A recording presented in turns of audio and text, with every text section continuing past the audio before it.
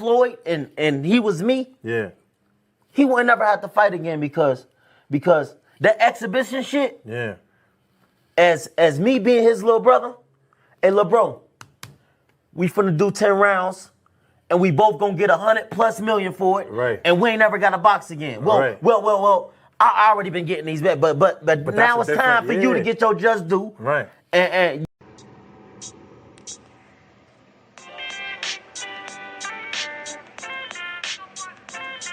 yo, you know the deal. We back again. We never slacking. Word 'em up.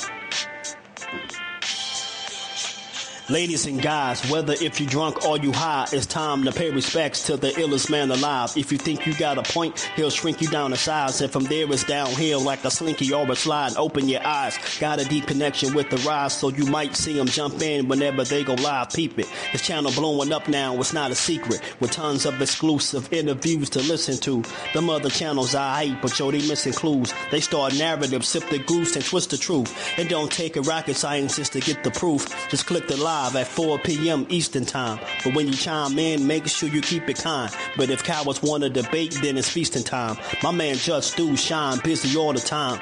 Grind 24/7, 365. Videos he might have 365. My rhyme's sick, they make you do a 365. You get a rich if you think you fit to survive. It's Jusdueboxing, time to click the live. Ain't no beginners, if you soft, you ain't down to ride. I crush you, respect too, it's Jusdu. He got the illest boxing show on the internet. The boy been a threat and he ain't even had dinner yet. Word 'em up. Yeah. You know what time it is.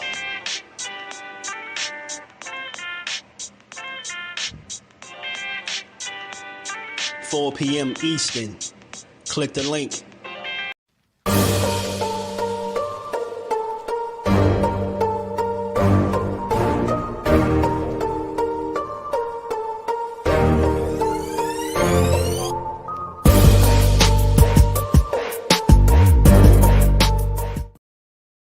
What's good? What's good? Salute to the fam. How y'all feeling on this good Wednesday? We're back to building this good boxing and give it its just due. Y'all already know. Catch this on the playback. Make sure you smash the like button, sub to the channel, turn your notifications on, and don't be shy. Come say what's up. Come say what's up to the people. How y'all feeling, man? Back again. We gonna build on this boxing like we always do. Y'all already know. Shout out to the JBT family. We working, y'all. Jordan, my guy, first one in the building. Miss Jusdu, the queen, is in the building.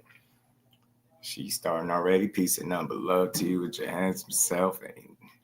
And he hit the like button on the way in just to hit his goal. You are now tapped into a real one. Let's build. I like that. Shout out to my baby girl, Alan. What's good with it? Hey, my guy, Judah Vision, my brother. You all work. Let's go, man. Mr. Empire, what it do, family? You already know. We're gonna talk about it, man. Little update from what I'm getting for the tank people, you know, for the boxing people, you know, Melanin Clean. Shout out to the Clean. Hannibal, what's good with it, family? Shout out to you, Killer B. What's good with it? Vaughn in the building. B Fighter, what's good, my guy? You feeling? Shout out to everybody, man. We're gonna talk about, well, look. The hell was that? Quick little update from what I'm getting, y'all. Kyle Cooler, blessings, family. How you feeling, bro? It's always good to see my guy in the building. From what I'm getting, a little update for the people that, you know, they had pushed the tank fight back, right? They had pushed the tank fight back. We had got December 14th. Remember, it was earlier than that when it was supposed to be long, but then we got December 14th. It was being posted everywhere. Jay Grant, what's good, family? How you feeling? It was going around everywhere, and then we just got, you know, it just went absent on us. They just went, you know, radio silent. You know, Tank done deactivated his social media accounts.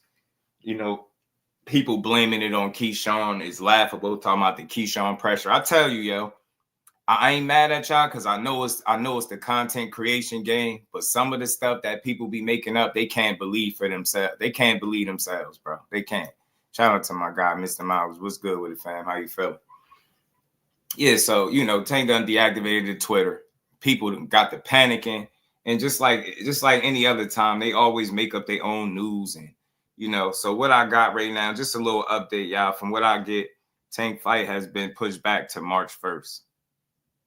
That's what I'm getting. I'm going to say this to y'all because we build. I don't care what nobody else do, wherever they at. When we over here, this our show. And we building. Y'all know I come bring y'all, try to bring y'all the most accurate information possible. Shout out to my bro, Judah Vision in the Cash App, man. Much love getting it started early. And we ain't never got a box again. Well, right. well. I already been getting these bet, but now it's time for you to get your just do. Shout out to Judah. Shout out to you, bro. We appreciate you. So look, I'm just here to bring y'all the right information, right? And I know it's fair for people to be like, oh, where'd you get that from? You know, where the sources? I ain't see it nowhere. They not reporting on it. Just like I told y'all for the ones that be listening. Now, when Tank initially announced the date of his last fight with Frank Martin, I announced it 2 days before he went and posted it on any social media. The date was 100% accurate. All the information was spot on. And I, again, got some more information. Shout out to my guy, the plug, man. Y'all already know LWBoxing. Lisa, peace to the queen. How you feeling today? So he let me know it's looking like March 1st. That's what the reports are when it come to Tank.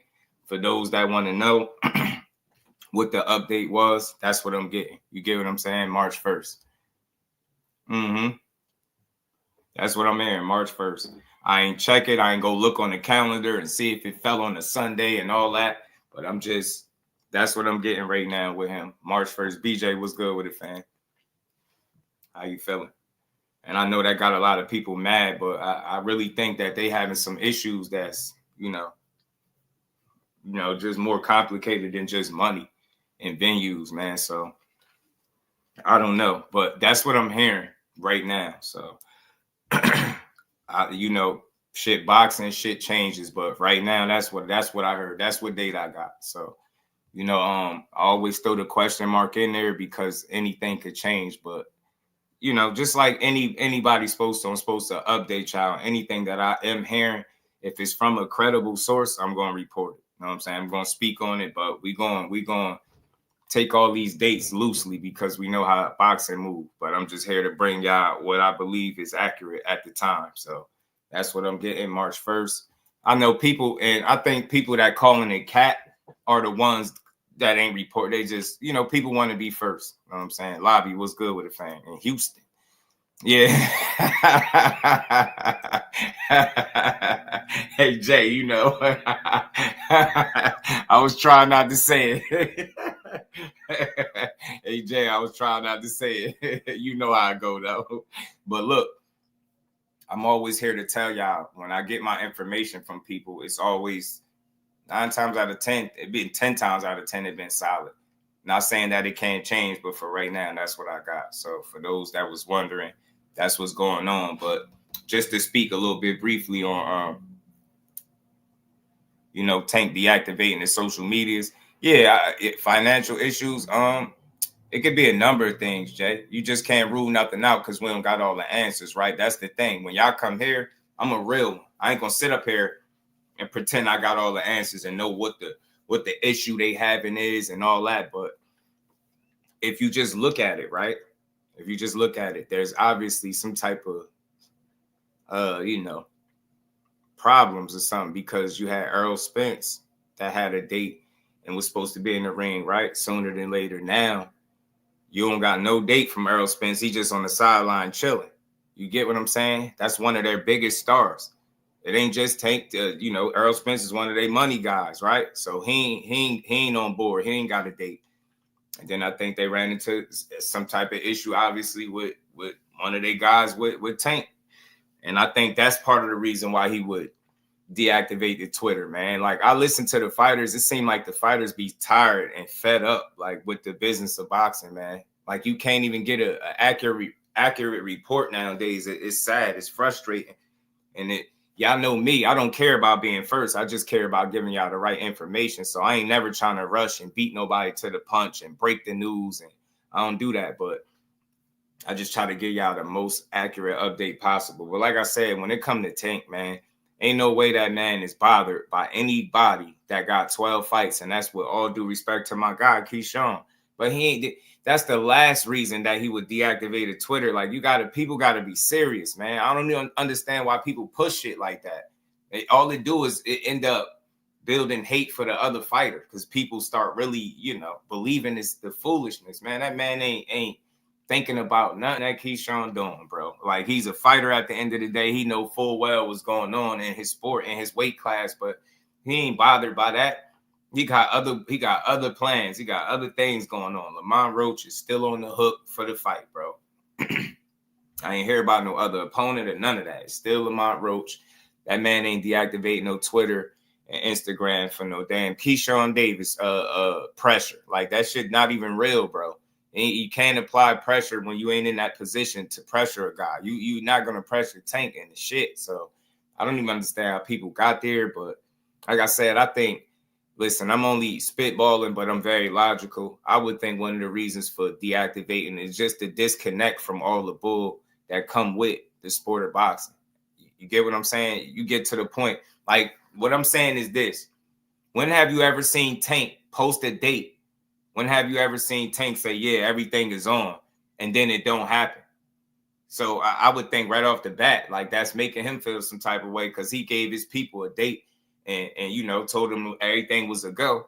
And then lo and behold, now y'all moving his date. So that I think there are things that's far out of his control that are going on right now. And I feel like that's something that's logical that could frustrate a fighter like him before any damn imaginary pressure from a guy that's just coming onto the scene and rightfully so doing his thing. He just starting to do what Tank been doing. You get what I'm saying? Putting on them type of shows and performances respectfully.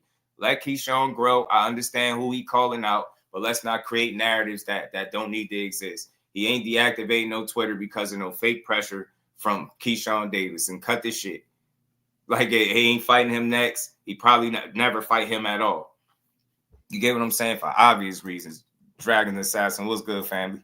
You got entitled. I don't even read titles no more. Yeah, I already know, Cal. But with me, I'm pretty good. I think my track record pretty solid with the people. They know I don't lie to him. George said doing what he want to do. Nah, I don't think he is. B-Fighter was good, fam. He said people always say how big Boots is, but his frame is narrow. He looks like he's more suited for 147. That's why he's able to still continue to maintain and make the weight. B-Fighter, Cash Sports was good with it, family. Celestial Being was good with it. Hopefully, Gervonta find a better opponent. I don't think that's the case, though. Zoom Verse, my guy, was good with it. Cornelius was good, family. You better not be lied to hate on another man. Yeah, we gotta. That's why I say over here, Zoom, I'm going to keep fighting a good fight. We're going to keep building the sport up. Emmanuel, what it do? Have a piece to the queen. GQ, what it do? Thomas Hill, my guy. Mr. Hayes in the building. Tank fan here, but he moved that date because no one wants to see the Roach versus Davis. The build-up wasn't good, and no one checking for it. I mean, look, I can't tell you not to feel that way. I mean, anything is possible, but I don't think it was him moving the date. And why I say that, bro, just check me out. He posted everything was a go. He even vouched for he co-signed the actual date. You get what I'm saying? So I don't think he would want to co-sign the actual date, then move it without telling the people after co-signing the date, then deactivating the Twitter, going radio silent. I think that's a matter of frustration with what's going on with his current fight. I know everybody keeps saying that people ain't checking for the fight. But I beg to differ. I think there's a lot more people that's still going to tune into that fight because it's Tank Davis. I really do. I think that's the position that he's put himself in, respectfully, where you get what I'm saying? Don't have to be the biggest name, and they're going to support him and still do fairly well. I know a lot of people crying, and it seemed like that outcry is loud, but that's only within social media. There's so many people that don't frequent social media that watch boxing that's just going to attend the fights. You get what I'm saying? So I don't think it's that because, like I said, while co-sign the date, while say it's on, and then change the date on your people without giving nobody an update like, yo, I changed, said date to this. You get what I'm saying? I just don't think he would do that. The Butcher was good with it. You can be scared the guy has two times more knockouts than a guy has fights. And all this scared stuff is crazy, bro. These dudes chose to do this all their life. Tank Davis been boxing since he was like 5'6". Y'all think he's scared. Like, I hate it, yo. The narrative's got to stop. I love Keyshawn Davis, and I'm going to keep rocking with him and supporting him. But how dare y'all push a narrative that this man to deactivate his Twitter because of some shit that he probably not even paying attention to? I'm telling you, man. If it's one guy that know what less is more, it's Tank. He get it. Less is, he don't even be bothered by shit. He be out of sight, out of mind. That's why I don't understand. Listen, the criticism is fine, but the hate that he get for just doing him is crazy to me. It's like either you understand it or you don't. But I don't think that a date moving would be his doing. I just don't think so. She said Amazon is tacky. Howdy, Queen. How you feeling? KO, that's my guy right there. He said nobody checking for it, but it's the most talked about fight in American boxing. It is, and for better or for worse, I'm telling KO, they gonna hate watch it. For the ones that's acting like they ain't, they might not buy it, but they gonna watch it. You know what I'm saying? They gonna, I'm telling you, bro. The man, they people tune in to see him fight. You know what I'm saying? So because I rock with somebody, I had to agree with them. No, you don't gotta nah. Who said that? Who said that? You don't listen. I want to be clear. Let me set this damn table over here. Y'all don't even got to agree with me in here. This is not I don't talk boxing for people to agree with me. We can build. So if you feel differently, state your opinion. You know, feel free. You don't got to agree with nothing. You could disagree with everything I'm saying and still be cool. You know, everything is cool. There's 20 said the fight will do fire stick record. Y'all crazy. Y'all ain't right, man. I ain't rocking with y'all. Dante boxing talk, my God. Knock. We on your ass, Tank. Tank versus Virtue ain't what I wanted to see. That's how I fight. I am buying the fight. Talk to him, bro. That's how we give it up. We buying the fight. He talking about fire stick records, man. Y'all wrong, man. We supporting fights over here. Look, y'all out here. I'm listening. I'm gonna keep standing on this shit. I don't know everything, but I know a little bit about a little bit.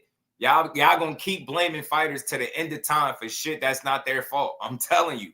Y'all right now, you got people mad. They don't even know if they want to be mad at Tank, hate watch the fight, buy the fight, be excited for the fight, be mad for the fight, but you talking about it. I'm telling you, in no way. And say say the fight happened March 1st. It ain't no way y'all ain't watching it. Y'all watching it. And you know how I know? Do you know how I know? Do you know how many times I've heard somebody talk about what they're not gonna do and what they're not going to watch? And after the fight happens, they write in the chat in the post-fight or the next day talking about it, and they know everything that happened. Everything. You can't know all the details from watching highlights. People be knowing exactly what happened. That's telling me what? You're watching it. Ain't no way y'all know everything that happened in the fight and y'all ain't watching. I'm telling you, shout out to my guy, KO. Doc, what's good with it, Doc? Dr. Boxing Talk in the building. He say he deactivated his Twitter due to pressure. I'm telling you, yo. Hey, yo. And I don't even want to get too deep on it, but bro, that man been through a whole lot more than some shit on the internet that he unfazed by. He probably, to me, look, I'm spitballing. I don't know what is in his mind. I don't know what's in his heart. I don't know what his frustration is, but I could say that the way this fight has been presented and handled, I could say he's not happy with that. If you remember, he was talking about the promotion for the Frank Martin fight. He didn't appreciate the way that was going either. So I think it's just more frustration with the business of boxing and things that far exceed his control. You get what I'm saying? At the end of the day, that man gonna keep doing what he's doing, putting on shows. And I keep saying this, you ain't got to defend it. You either can support it or don't, but people are going to continue to talk about it. And for me, if I ain't supporting something, I ain't going to keep talking about it. Shit, I ain't going to keep talking about it. I'm going to be cool on it. I'm not going to keep talking about it. So, I don't know. Rose like 30 fights in with 10 KOs. We know Tank going to walk him straight down. Zero power. And listen, Mr. Hayes, he might try, but look, Rose could fight. I won't say he got zero power. He's just not a puncher.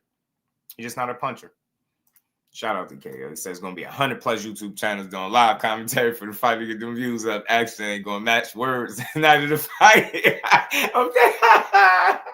You know it, my boy. You know it, KO. D1 been pissed off. My boy is pissed. Oh, man, my boy pissed. Jerry, what's good, fam? Is it true that Garcia had the most buys prior to the Tank fight? Never got close to those numbers. I don't know about that. I'll never miss a Tank fight, no matter who he's fighting. It ain't no doubt that him and Ryan Garcia did the best numbers that he's done, because I think all that proved to me is you know, when given the right dance partner or somebody that people truly have an interest in seeing Tank fight, they truly gonna support it. Even if it's the so-called somebody you don't want to see, it's history shown, his track record. He do pretty damn well with numbers, you know, selling out venues and doing record-breaking gates and stuff like that. And look, I can't stress this enough, bro. I can't argue with nobody about no fight. Daniel was good with it. But I can't sit here and just keep complaining, man. You know what I'm saying? I know better than that than to sit up and just keep complaining. So, like I said, man, over here, y'all, this might be the unpopular way. Rude exposure was good, my guy. All about the numbers. Why not talk about the face of boxing? We're gonna talk. Shout out to the plug, LWBoxing, my guy, in the building, man. Appreciate that support, getting it started, man. And we ain't never got to box again. Well, right. well. I already been getting these bets, but now it's time for you to get your just due. It's all about the numbers. Why not talk about the face of boxing? I mean, look, that conversation is far exceeds the information that I have. So I'll be spitballing, and I don't like to do that with topics like this. So, like I said, man, when it comes to him and his frustration, I think it will be more in line with the way the fight is being handled more than anything else. Fighters don't sit up and stress about who they're fighting and what the fans online talking about like we think they do. Like that, he's gonna get his bread. He gonna be able to put on the show. He gonna keep getting his opportunities. He gonna be able to do him. I seriously doubt that he spent any amount of time sitting around worried about what people on the internet are saying. And this is where these situations like this determine the difference between support and fans. No disrespect to nobody, but y'all sit up here, and I say this all the time, people, y'all gonna keep blaming these fighters for shit that is far outside of their control. Everything ain't in their control, whether you want to believe that or not. That's just the reality. And you kind of seeing it with this situation. Like, tell me this. What fighter want to be out the ring? What fighter don't want to stay active? What fighter wouldn't have wanted to keep their date for this year? You think Errol Spence want to still be in limbo with a date and not be in the ring? Like, think about that if you got plans on getting back. Y'all got to think deeper than this. It ain't about being mad at these dudes, man. It's about trying to understand what the hell going on, and it's deeper than the fighters. It's deeper than blaming these dudes for shit that they can't control. I'm telling you. And I'll give you a little quick example. We just seen it with the Loma shit. Could Tank control what Loma's doing with himself and his career? Absolutely not. Is it his fault that fight not happening? No. That's why I say, man, be mad for what? Be mad for what, man? It's boxing, bro. It's boxing. You're not going to always get what you want. But I ain't going to cry when it ain't something I want. If it ain't worth the money, I just don't pay for it. But I ain't going to be sitting here shitting on Tank and his resume every time he up at bat and he fighting somebody. That's corny. I mean, the man could fight his ass off. He people biggest opportunity. Get in line, man. Get in line. That man is a big time investment. People better open their eyes and stop keep talking that duck shit and who don't want this and want that. I'm telling you, man, pay attention and follow the money. Shout out to my boxing mind, Barbara D in the building. How you feeling? And Keyshawn has established himself as a legit contender and a solid draw. I love that. Tank versus Keyshawn will do well in the East when it's ready. Cloud chasing us is good.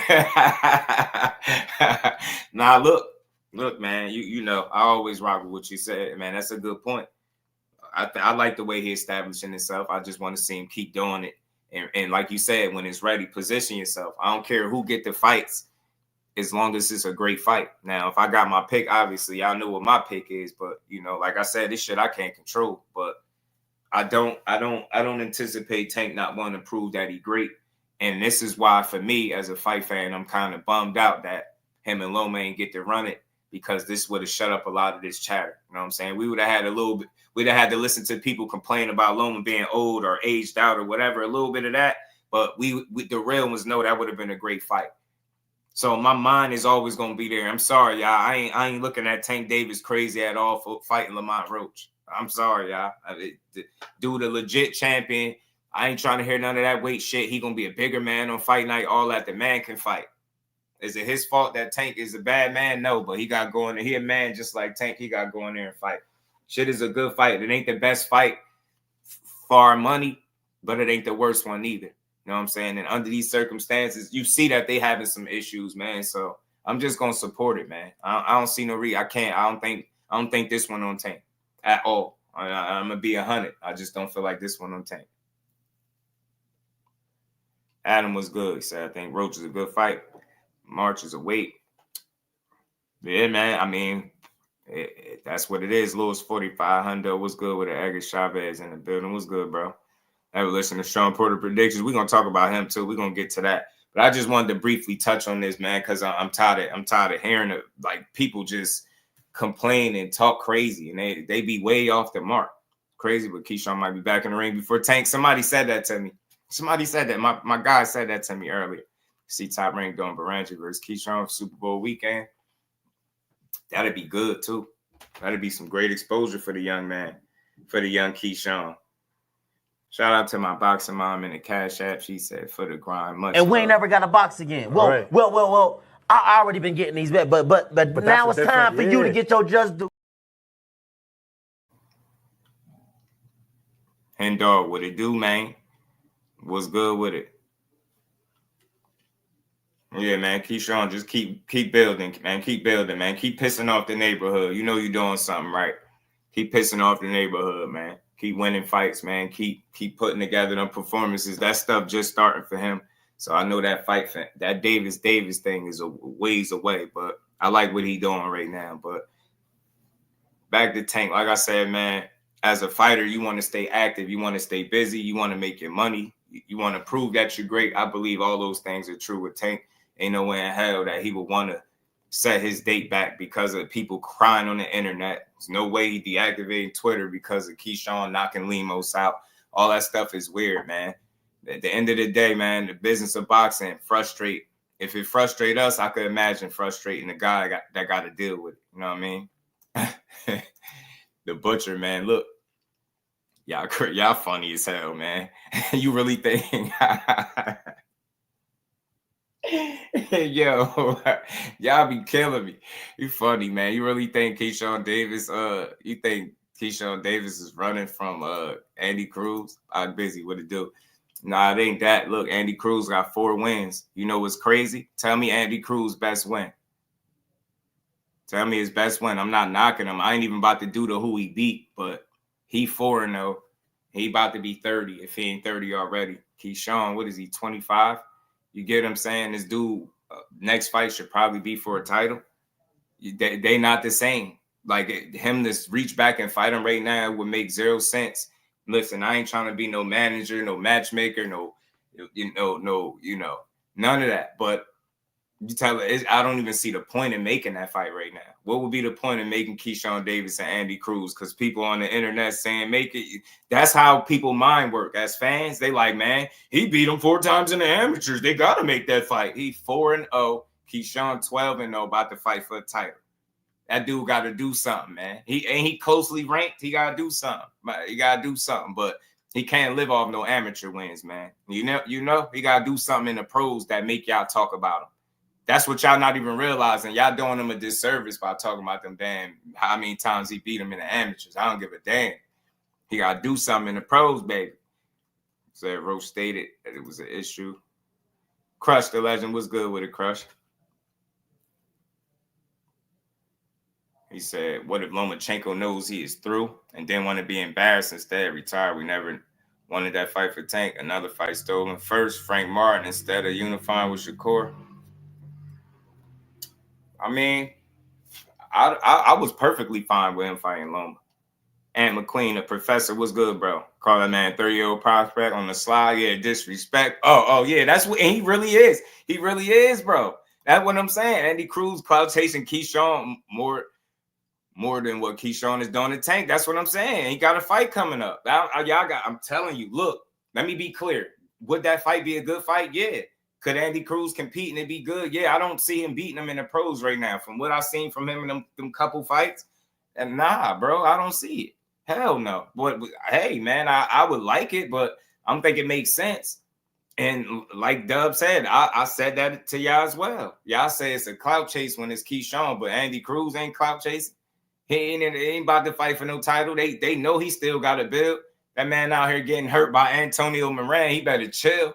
Keyshawn mess around, punch him out the ring. I'm telling you, that pro game different. Hardcore boxing news. Shout out to the big homie. How you feeling? How you feeling, Jay? Keyshawn dropped from pro to fight Cruz.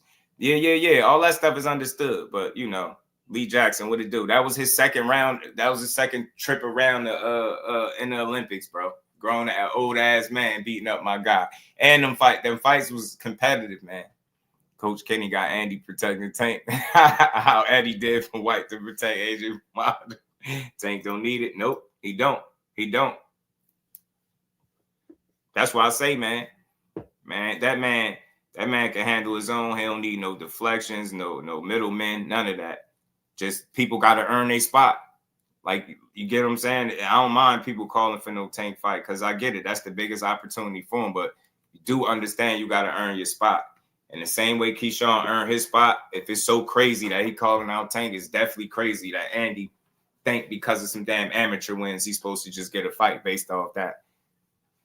That shit giving me Clarissa Shields and Savannah Marshall vibes 2.0, bro. They tried to build Savannah Marshall's career off an amateur win that she never even won and got to the pros and got beat up. You know what I'm saying? I see that being Andy's fate too. I don't care how many times he won. I get it. Some people just master the amateur ranks, the amateur system, and Andy Cruz was one of them. He mastered the amateur system so much so and stayed there so long that I think he's still shaking out some of the kinks from the amateur system, which is why I got Keyshawn beating him. I mean, I just do.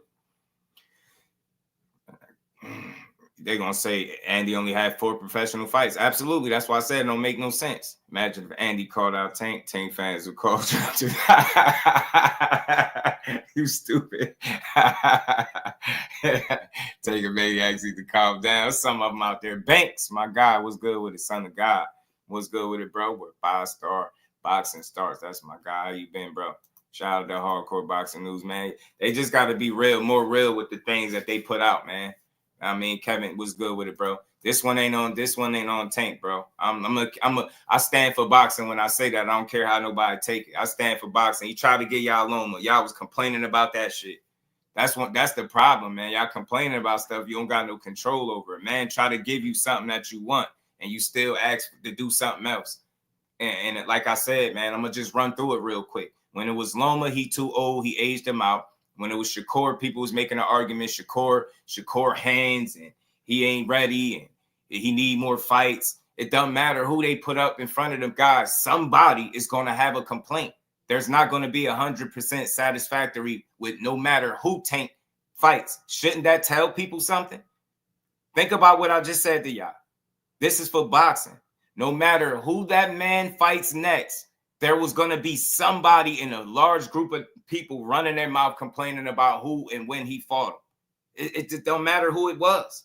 Shakur, like I said, Shakur wasn't ready. Loma old. Baranchik not an option. You get what I'm saying? Like, Keyshawn clout chasing. Don't matter who the opponent is. Y'all would have complained. De Los Santos, you would have said he don't fight guys coming off a loss. He fought him coming off a loss and an injury and a bad performance. 100% they would say that. 100%. That's what the bar is set so high for this dude. It's not even fair no more. And I see it. But for them stands that's out there, y'all bogus though. Y'all know who y'all are. Fly frequency. What's good, fam?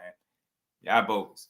Only reason Tank not fighting this year. That's what I'm saying. I don't know. Y'all got some misguided ass anger, bro. Y'all mad at the wrong people. Y'all mad at the wrong shit right now.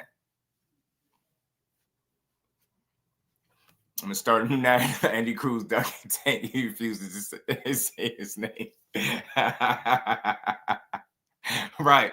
That's what I'm saying. Them 4 amateur wins, man. He gonna ride them till the wheels fall off. He gonna ride them just like Savannah Marshall did all the way until they actually meet up and he mess around and get beat up. I'm telling you, that's what I think. That's why he need to just keep building, bro. That fight don't make sense at all. Just like right now, what makes sense for Tank to fight Keyshawn Davis, and it's cool. Just don't make sense. You know what I'm saying? Right, for what they're saying. Yeah, they was trailed in. Now they was bugging earlier, bro. That's why I had to get to that. Matter of fact, and I'm gonna address that too while we at it, man. I gotta talk about that too while we at it. Then we're gonna talk about this Boots and Sean Porter stuff. Sean Porter, wow, man. Sean Porter, wow. Man, Sean Porter, wow. Try to find a good opponent on Pacheco's undercard, January 21st. He better. Shakur is ready after Frank Martin ducked him. Yeah, man. But I think the thing is, if we talking about Shakur and Tank, we got to know that you better include the business of boxing in that conversation for sure. Like, it ain't gonna just be solely up to the fighter. Like I said, I don't know if you was in here, bro, but I had played a clip from Breadman, and he gave a good breakdown as to why these fights don't be happening. And he spoke about investments and things like that. He made a lot of good points, and that shit is deeper than the fighters. And like he said, in order for some of these fights to happen, especially if you want them to happen now, like how we calling for it, it's going to take for them to demand that directly from them their teams, or be ready to fire their teams. And then it's cons to that. You get what I'm saying? So I don't know. That shit is a loaded conversation, bro, but it's far deeper than trying to look at the fighter and saying, yo, you not giving me this. You get what I'm saying? People don't even care if the shit make money or not. They just say and do it. Like, think about it. Let me use smaller example. You got Andy Cruz and Keyshawn Davis. You think it's money or not? You think it makes sense for them to put each other in the ring right now? But people don't care about that because they just want what they want. They don't care if it makes any business sense. Just do it. He got 4 amateur wins. He been calling Keyshawn out. You get me? Shit is stupid. We just got to open our eyes, wake up, and start understanding the business, man. That shit is a complicated thing, but it's not all on the fighters all the time. It's just not. I'm telling you, Cal. Go get that old money. So now, man, look. As far as Shakur, man, and he got to go to Norfolk. And what somebody say, he ain't going to Norfolk. That's where you got to go. Go and get that ass whooping, man. My LB voice, I know numbers. So look, man, as far as that Shakur shit, why I even brought him up is because of the way that I seen people talking in the chat earlier. And I'm gonna just say this and stand on it. I'm not no debate guy. I don't like to challenge where people get their information from. But when I see people just spewing bullshit, I had enough. If anybody, like I said earlier in the chat, if anybody could point me to any information that I could obtain and go read, so I could figure out how everybody came to the conclusion that Tank Davis got ducked by everybody, Shakur and everybody else.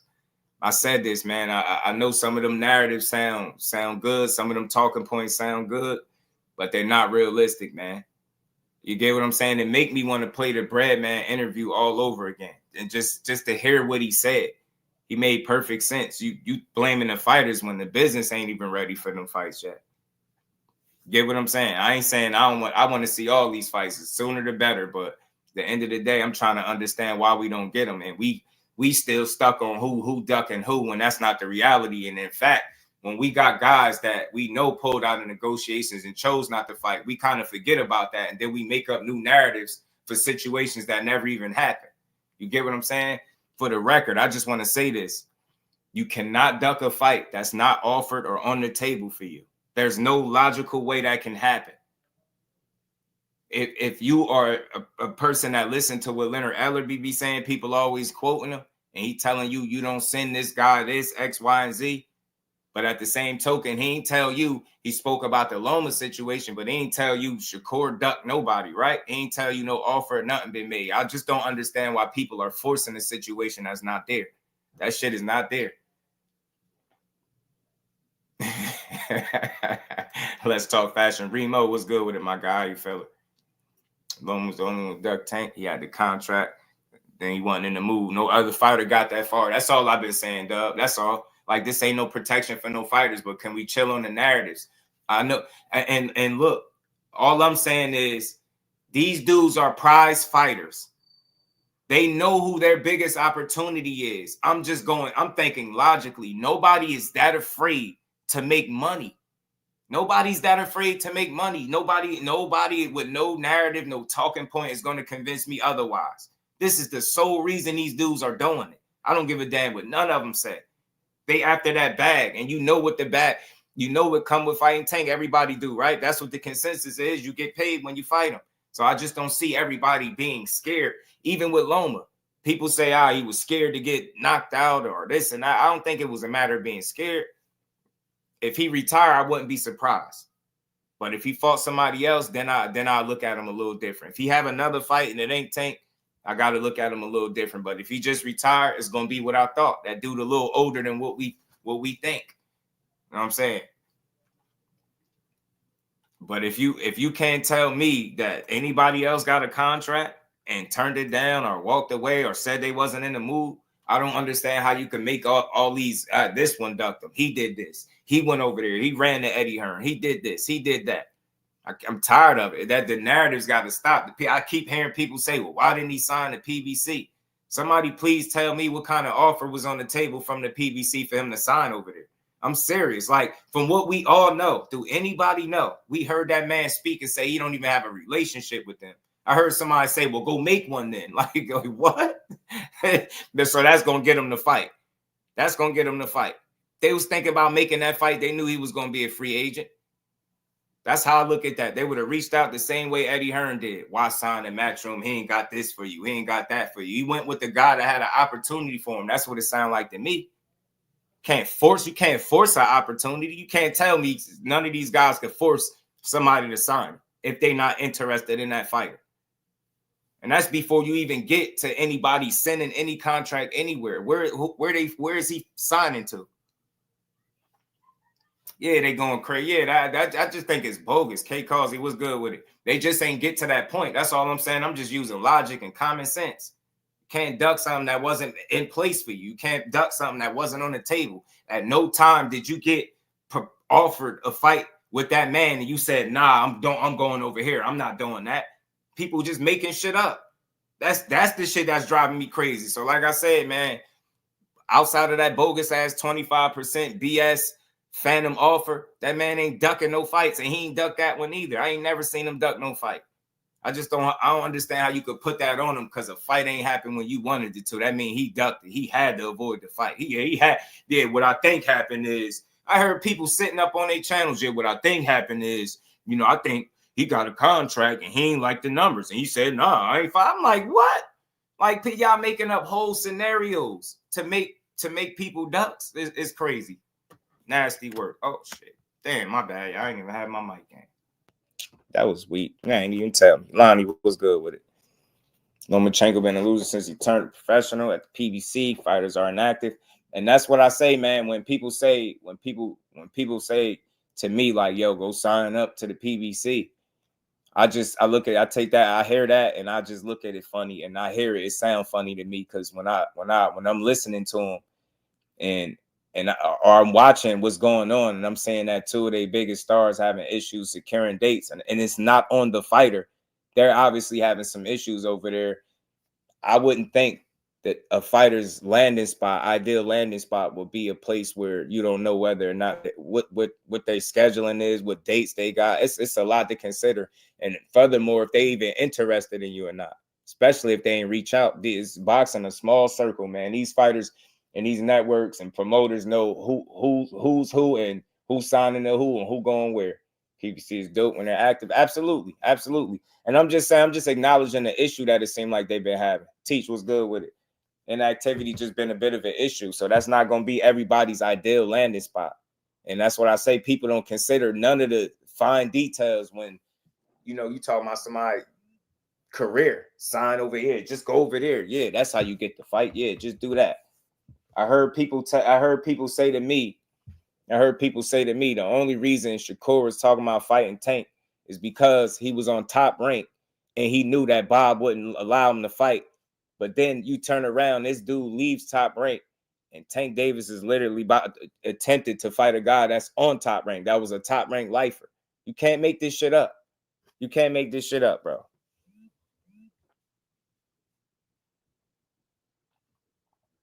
What is all this? Can't make this shit up, bro. It says Shakur going to Matchroom. Yeah, I just think that's silly, man. Like, it's a lot more to consider, man. You got to be a fool to duck your biggest opportunity, bro. You got to be an idiot. You have to be an idiot. I mean, a complete idiot. You have to be a dummy. Like, you got to be a different type of scary dude. And I just don't see that. Like that, especially when you chose to do this shit. You get what I'm saying? You get an opportunity, you take that, you got to be a fool. That's why I'm a little disappointed in Loma, but at the same token, I'm still reserving some judgment on him because if he goes and retires and vacates the belt, then what I was thinking about him is true. You know what I mean? He's a little longer than the tooth than what his record suggests. You know what I mean? He did spend an exceptional amount of time in that amateur system and turned late. He was a 26-year-old rookie, pretty much. You know what I mean? Professional when he turned pro. So he might retire. If he do, then I'll reserve some judgment on him. But if he come back and defend that belt against somebody or something like that, he gonna look funny to me. You get what I'm saying? Scratch the Vermont Roach. Since Shakur offer for March 1st. Matchroom is in the way of a Tank fight at all. I just think that's just a matter of preference, man. You know what I mean? I can't tell no fighter who to do business with. That's their career. That's up for them to decide. But I just can't feel like a guy signing onto a promoter that clearly was seeking him out is his attempt to get away from his biggest opportunity. I just don't think, for me, that makes logical sense for me, right? Like, I just don't see how you would be scared to make money. You get what I'm saying? Like, it just make me think of so many different situations. Like, look at the handicap that Amir Khan was at when he fought Canelo Alvarez. Man, give me a second. Cut Creator was good with it. Let me look at the disadvantage he was at. But he got his ass in that ring, didn't he? Amir got his ass in that ring, didn't he? Even if he almost got sent to the upper room, he went in there. Man, let me play this clip. With Canelo, is it so substantially bigger than all the other fights? It was like times 4. Fucking hell. Yeah. Times 3, 4, yeah. Yeah, that's what. It's crazy money. He's such a draw, so isn't when that deal was put to me, and I was like, it was about like 11M. Oh, wow. 11 plus pay-per-view. I didn't even want to talk to them. 11, 12, call it. 12, We appreciate that for the second. Absolutely, yeah. 11, 12 million, yeah. So when you look at that, you think, hell. if I had to look at it this way, if I had to fight, I have to fight Danny Garcia, Kotelnik, Zab Judah, Peterson, and maybe like a Greco, 5 fights. All to make that much dough. No, I think, and that's not it's not the fight that's hard. It's the training camps. Yeah. So when you get an opportunity like that, you're gonna take it because you know that it's only one fight. Whereas instead of you taking 5 fights, now Canelo knocked me out, fine, knocked me out with one shot. You know what I mean? But you probably take more damage in all them other fights. I played that for a reason. I hope y'all got the gist of why I just played that. Did you just hear what he said? Everything he was talking about with that Canelo fight was in thoughts of the money. He like, bro, you get an opportunity like that, you take it. He like, I made more money fighting him than I did fighting. What? You see how many names he just named? Zab Judah, Danny Garcia, Kotelnik. He named a few fighters and all them guys. And Canelo brought him all that money. Now, I'm not saying Tank is Canelo. Tank is Tank, right? Nello is Nello. But you get my point. You get an opportunity like that. Why would you turn it down? I ain't trying to hear no shit about what some weird ass person on the internet talking about. You scared to make money? How are you scared to make money? You scared to make money? Ain't nobody scared that much to take a punch in the face for that money. You heard what he said? You take more damage fighting all them other guys than that one fight. And he said it'd be the training camps that be the hardest part, not even the fight. That shit, that's the mindset that I see most fighters having. If you got the biggest opportunity or opportunity that's considered to be an opportunity of a lifetime, don't give me no, he's scared, man. He's scared. Like, man, ain't nobody scared to make no damn money. Ain't nobody scared to make no money, bro. I refuse to believe that. I refuse that. It just don't make logical sense, bro. You get an opportunity to fight that man, hell yeah, you better do it. You better do it. And that goes for all fighters. You get an opportunity on the table, I expect to see you take it. LaMarcus, what's good, fam? Amir Khan knew he was at a disadvantage. He knew he ain't had no advantages over Canelo other than speed and probably length. That's it, arm reach. Other than that, it was hell for him. That man seen how much money he was going to make. He said, what? Man, hell yeah, I'm getting in there. And that's all I'm saying for the people that say Tank is the money man. And I ain't disagreeing with that. But you're telling me that people are scared to make money with him? Hell no. That's why it shocked us when Loma did it, because you ain't seen nobody else put up that type of resistance, because they know that's an opportunity that you can't pass up. You will be a fool to do it. I'd be disappointed in any young fighter that's trying to prove themselves. You calling yourself one of the best, and you get an opportunity, a contract that's proven to be on the table, not some imaginary shit. the contract is on the table and you walk away from it, I'm gonna look at you a little different. I'm gonna have to think you don't want to be the best, because fighting that man would prove that, and you know it would. So that's how I look at it, bro. When people tell me, this one's scared, that, nah, bro. Dudes ain't scared to go make no money, bro. Like, they prize fighters. They scared to make money? Hell no. I refuse to believe it. No more prime example is good. TM was good with it. I just don't think a guy that's been around boxing as long as is Lomachenko, that you can paint him out to be like scared, right? I don't think you could paint him out to be scared.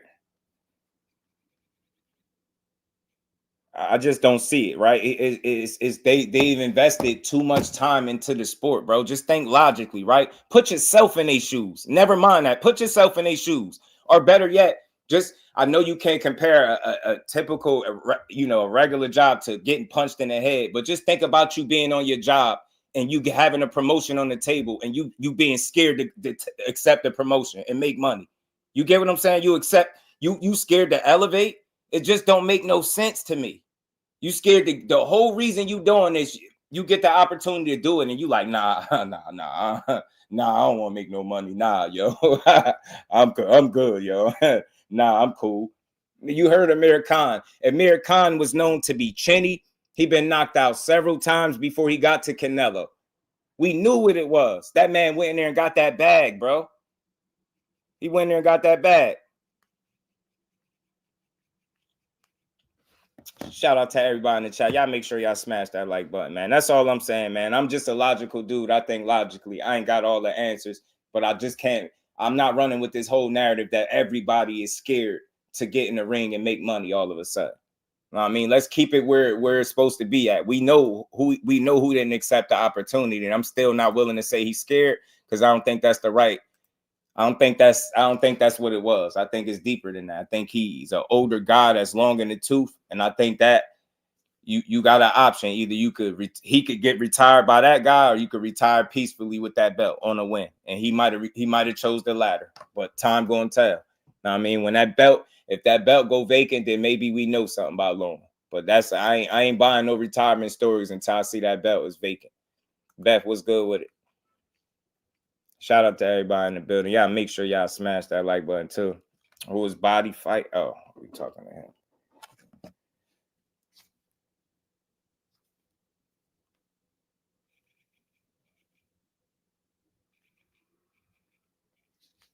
So that's my spill. That's my rant on that.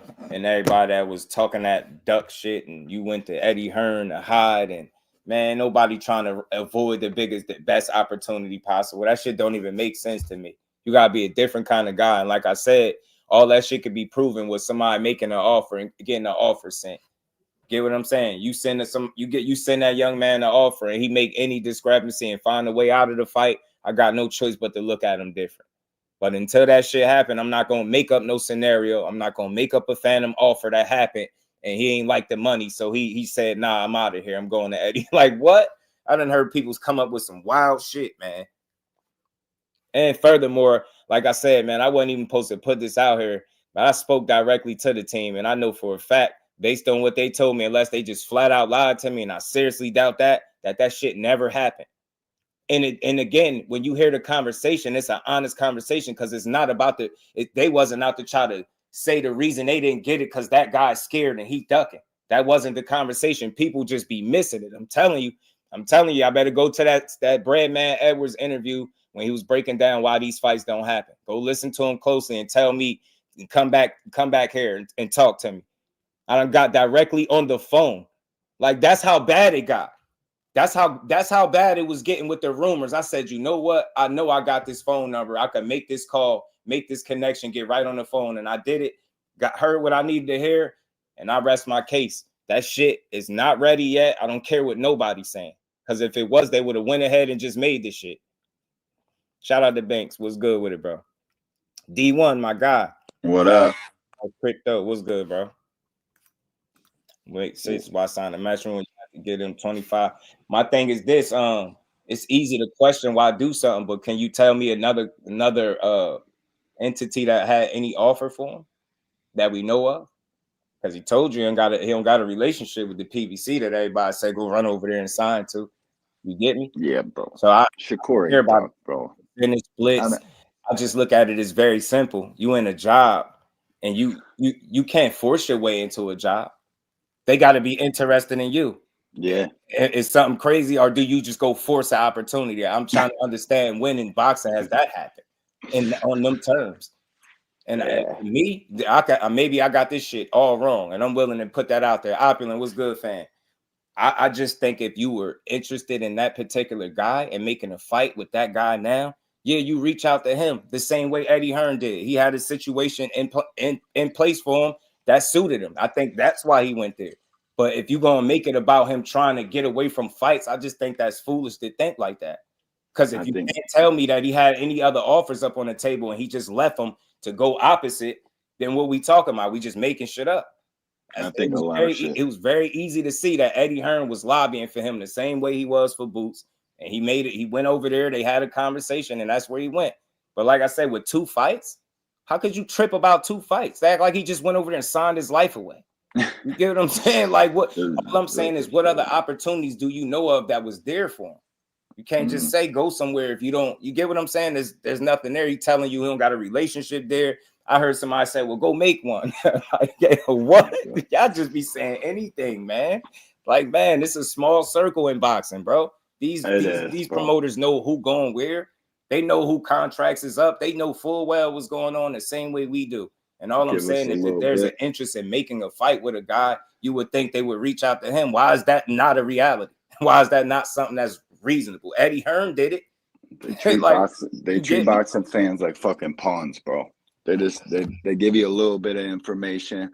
One guy's protecting one guy, justifying this fight. You know what I mean? It just all gets lost in fucking translation. They know that fight will happen sooner or later. That's why Shakur ain't calling him a duck. He's not calling it. Yo, you get me? They know. You hear me? Like they like, oh, he's so humble now. I was like, yo, I just don't get it, man. That's why I got on that phone call, and it made so much sense to me. I'm like, oh, okay. All right, okay. Yeah. Like he know full well, and then I would look at him as a clout chaser for real, based on what I know on that phone call. If you get on the internet and start calling for him, then that would be super fake, because you know it ain't coming now. So I would be looking at him like, damn, why are you up there doing that? So I told y'all when people's like, you quiet, like, bro, I did all of that already. I'm trying to let y'all know without telling you too much, man. I ain't trying to say it's something signed and sealed, but if you have a conversation with somebody and you know something that's not coming, why dare get on the internet and yell about it? That would be the fakest shit you could do. That is the fakest shit. You get what I'm saying? He like, okay. And that's what need to happen. More of that. More of that shit need to happen. I said this way back when I seen Errol Spence and Terrence Crawford doing it. Them fighters need to talk. That shit will cut out a lot of the fat, a lot of the bullshit, and it'll even solve some of the back and forth that take place on social media. Because once you come to some type of understanding, there's no need for me to get up here and ask for something that you get what I'm saying. We just had a discussion about. That would be they don't want to solve it. As hell. They want to plant seeds to get more talking, so it drives up the mentions and everything else. So we all start going at each other, and then that's a friction fire. Now I feel like it's ready, y'all. I do. But I know based on what I'm understanding, they maximizing dollars, man. I'm pissed off. Sit there and blame the fighter all you want, but put yourself in their shoes. I ain't gonna rant up here, but I'm pretty pissed off at people. Nah, I already know. Yeah, I mean, it's all good. I'm always trying to talk you off the ledge, man. But just check it. Look at it like this, bro. I'm only gonna tell you what you already know. I was trying to deliver something much better. He really was. I really truly believe that. I do. Yo, bro, like I don't understand though how they can like operate the way they do and not tell us anything. I've purchased every single fucking pay-per-view they have ever even told us about. I bought it. I just lost money fucking traveling, getting the hotel and shit to Houston. I just lost money on that. Now you tell me March fucking 1st and just off a tweet off of Michael Benson shit. And then I do a little digging and I find out that it possibly is true. Right. And it doesn't come from the company I'm spending all this money on supporting and arguing for, and they don't tell us a motherfucking thing, bro. I think D1. I think the big. I don't know where to start because it's loaded. But I think them having a new situation in place might be the cause of it. I just don't. It obviously seem like things ain't going the way it was. Obviously, when Showtime was in the mix, right? Seem like something different is going on now. I don't want to speculate too much, but I just think it's obvious because think about it this way. When has this ever happened with him?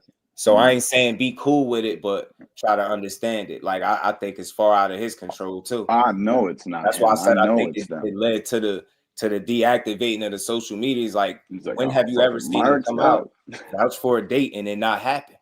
Yeah. Think about how he felt. He like put yourself in his shoe. He like, man, it's just some bull. Like he done spoke about. Think about how he was unhappy with the promotion that led up to the Frank Martin fight. He was disappointed with that. He like, man, it's shit that I think that's out of his control. And he may be frustrated with that more so than anything.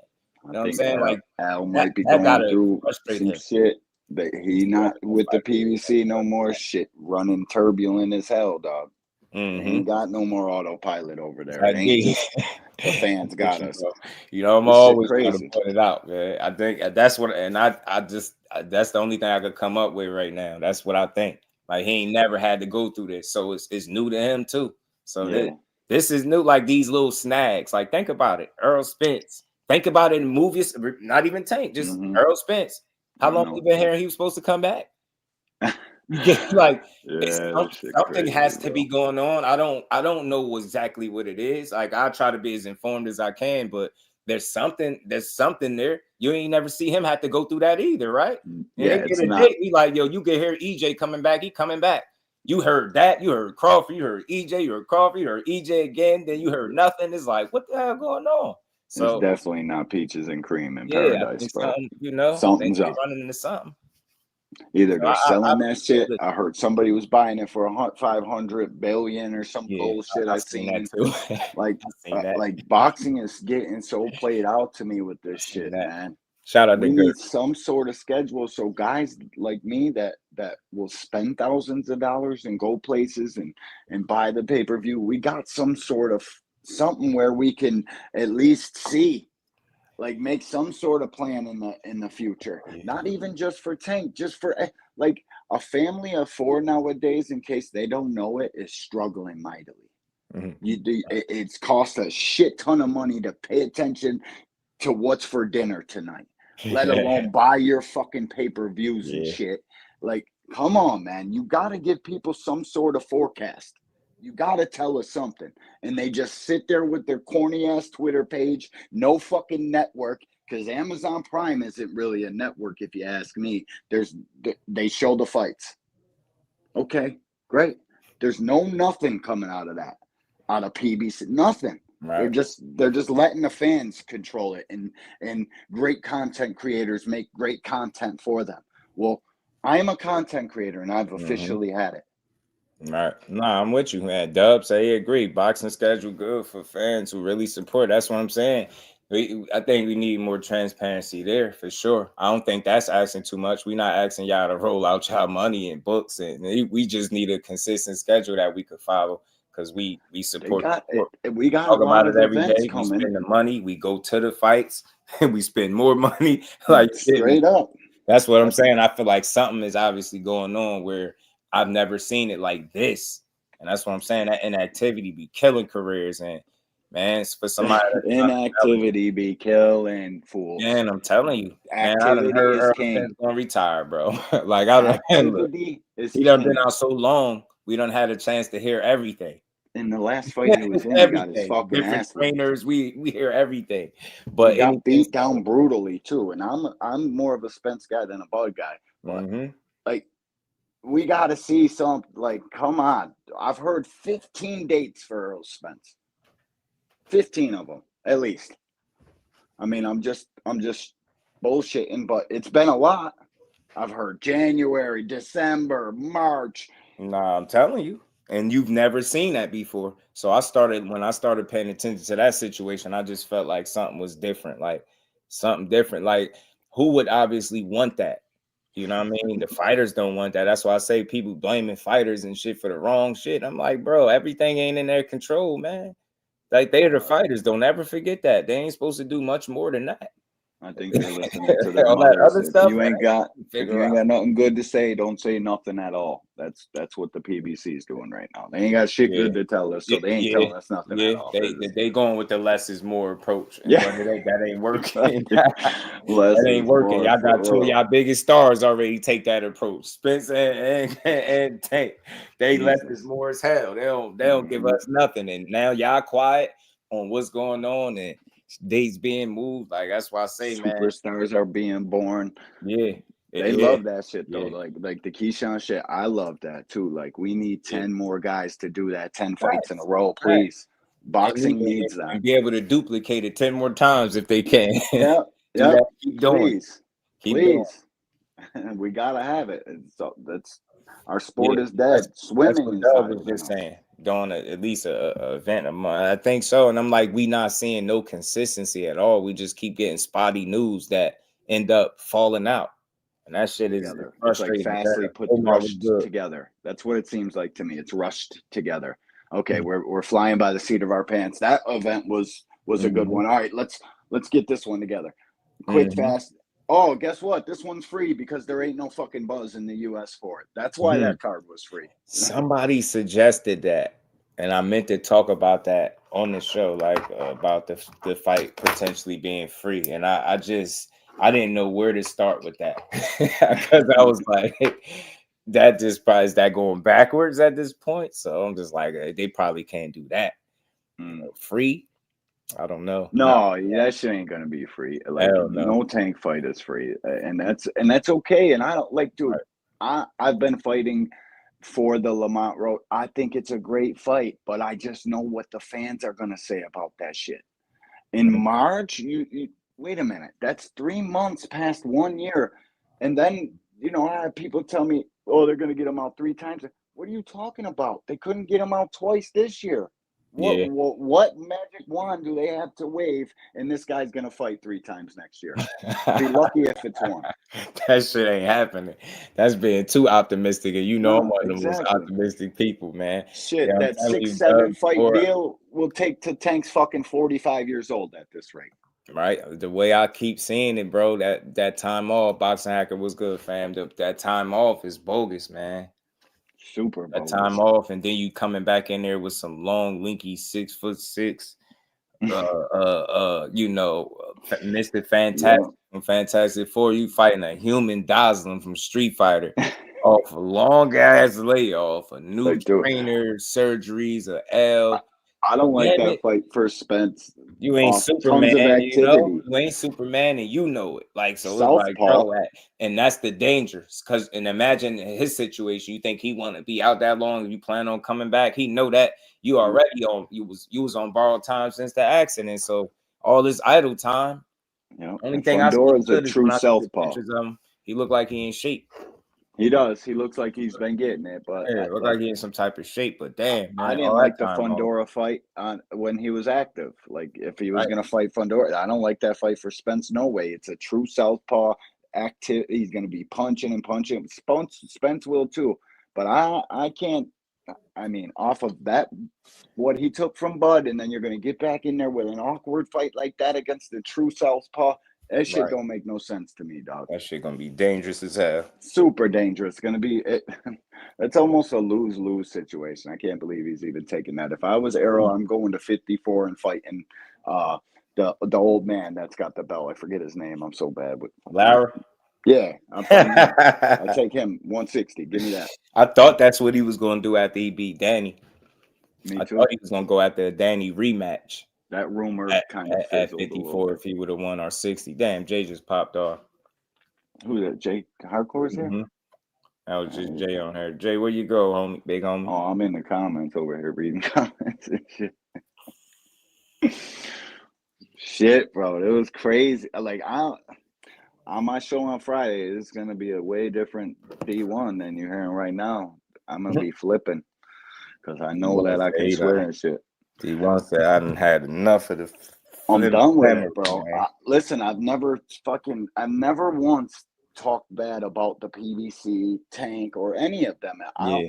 I know it's not Tank's fault, but I just know what I'm gonna have to argue for the next coming months. Yeah. And it pisses me off, to say the least, man. And then people know shit, and then they don't tell you what's really going on. Like, man, I'm just done with this whole bullshit, bro. It's like a constant. Everybody's always digging for rumors, and like shit catches fire that shouldn't. It's just crazy to me, man. It got very crazy. tiring, dude. It got crazy. Yeah, it got crazy. It got crazy and stressful. But hanging there, Steph, what's good with it, Steph? How you feeling? Shout out to everybody in the chat. Pardon me, man. Y'all make sure y'all smashing up that like button, man. We're gonna keep on building. It's always a good conversation, but sometimes you just gotta get it off your chest too, man. Because boxing is frustrating, especially when this is your favorite sport and what you locked into. It's gonna piss you off. That's all I watch. Found a way to find some balance with this stuff by just knowing it's some stuff that I can't control. And I feel like if the shit was up to fighters, man, of course that everything would be exactly what it was. We'd have been teams, man, back in the ring, right? They'd be and I feel strongly about this, like, you know, so it's all good, man. Yeah, and if it was up to them, they'd be doing the damn thing much more. Ella be pretty smart.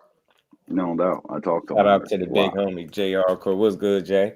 It's all good, man. Just sitting back enjoying this intelligent talk that's going on, man. And yeah, we are in the blind right now, aren't we? We're not sure what's going on. And in actuality, I'm gonna be truthfully honest. Is it really different? When do they ever say anything to us? Right. Seem worse than ever, right? Seem like definitely a little different. And we don't know what the reasons are whatsoever. You know what I mean? And it's a good speculation, like you said, new management for sure, because they're with a new company that pretty much is, you know, when it comes to Tank running things, you dig. And I don't know what's going on right now, man. But it is happening. You know what I'm saying? And I don't know if March the 1st is real. I don't know. None of us really know. You know what I mean? We heard a few dates, but I know when they said February the 1st, with him, well, not February the 1st, when they said that he was going on with David Benavidez, Tank said cap.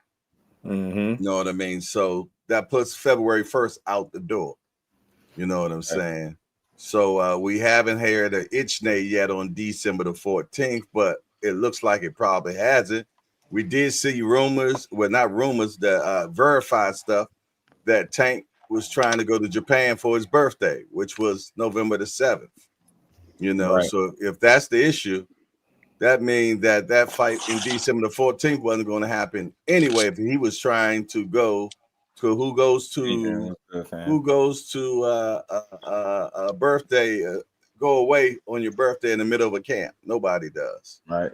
So just looking at, you know, a process of elimination of that makes me think December the 14th is definitely outdate, you know what I'm saying? So February 1st, Tank said, well, he said no Benavidez joint venture. So he said that was cap, right?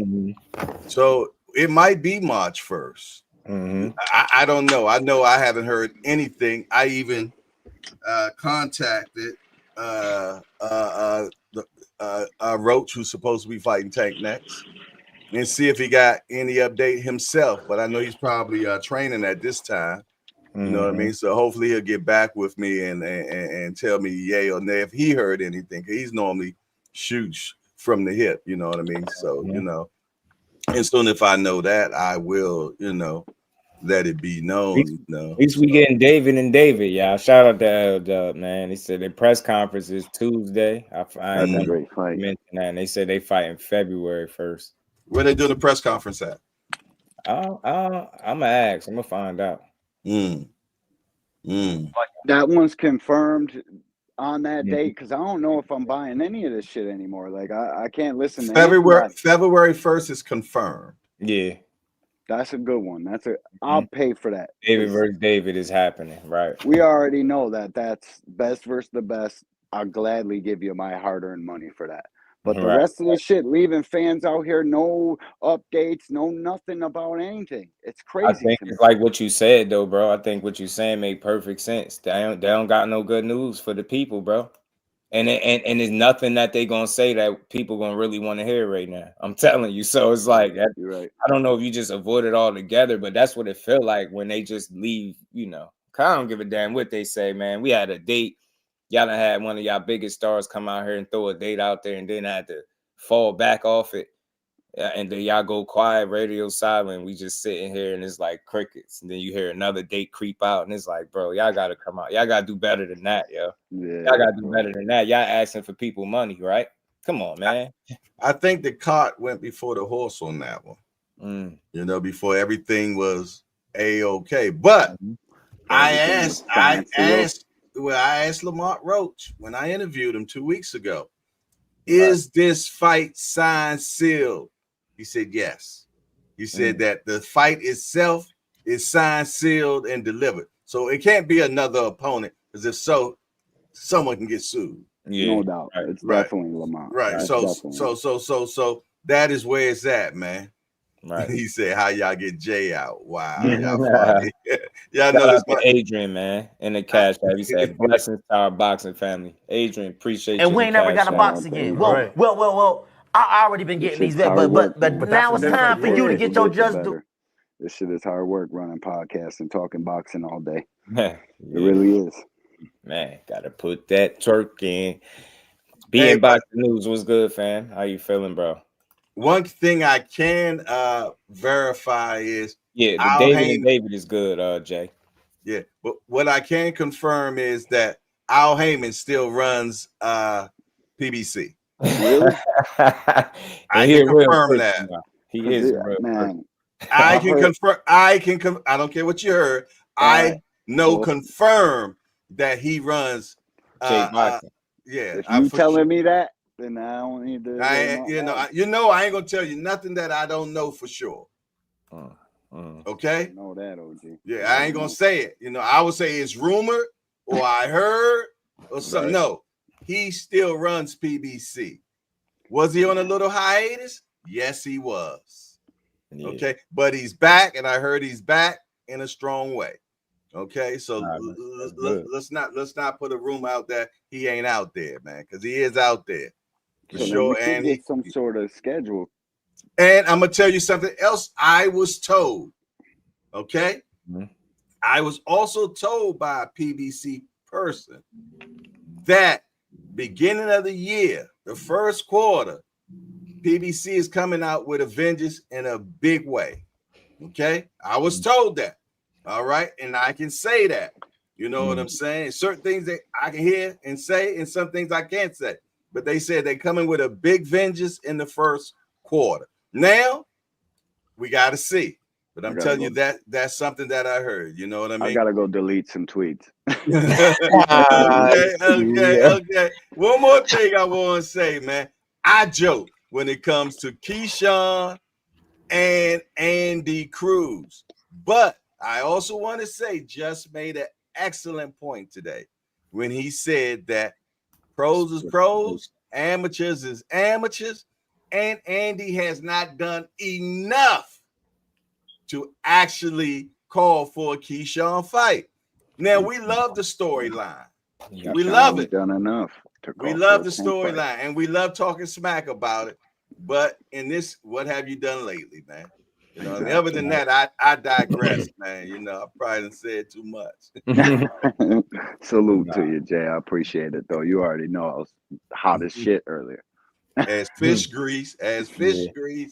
Yeah. No doubt. I just knew not to let this stuff make me mad at all, man. Because if I knew who's up to the fight, they'd be in there right when they supposed to be in there. Nobody want to be on the sideline not making no money, just being idle. I got to check on my cabbage. I'll be right back. For sure. He said it. I gotta get angry. It's kind of my angle. It's my angle. Real person, y'all. I gotta get upset.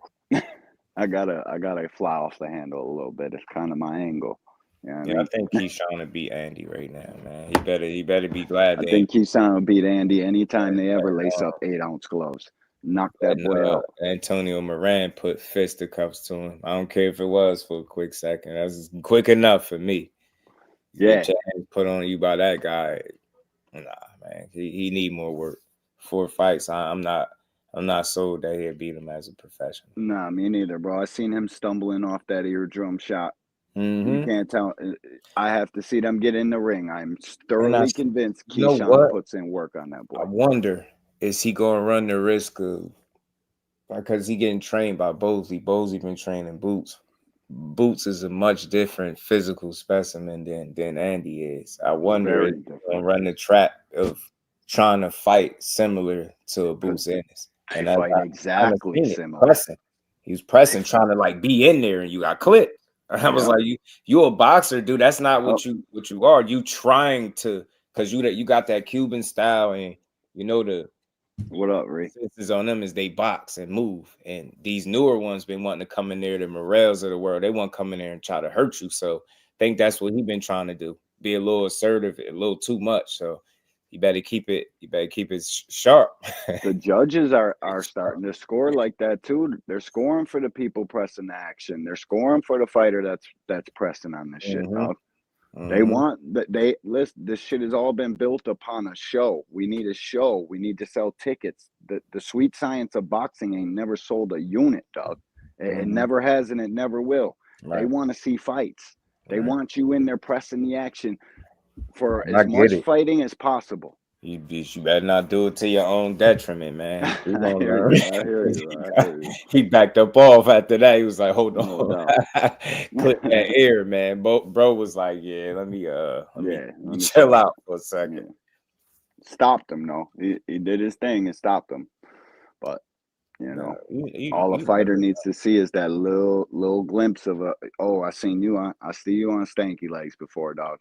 I'll put you right back there. That's all they need to see. One shot. That's it. Right, Teach.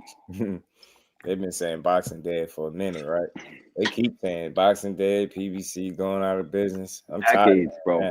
This shit ain't just happened with the cell phone. But it's always been what it's been. It's imperfect. You're not getting everything you want. Don't set your mind to think like that. And I'm telling you, I'll say it again, man. Breadman dropped some jewels. I think that's an underrated conversation that he was having with Mill City as to why them fights don't happen. That shit ain't got nothing to do with them fighters. You keep blaming fighters, and man, them dudes, if they can't make money off of you, think they pulling triggers on fights because we on Twitter and YouTube screaming about it? Hell no. They could care less.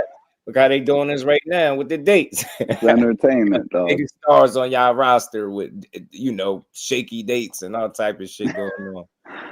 Got the fan base in limbo. You know what I mean? People running around here. D1 ready to tear the office up at BBC. No, I need some motherfucking answers, though, dog. I need some dates.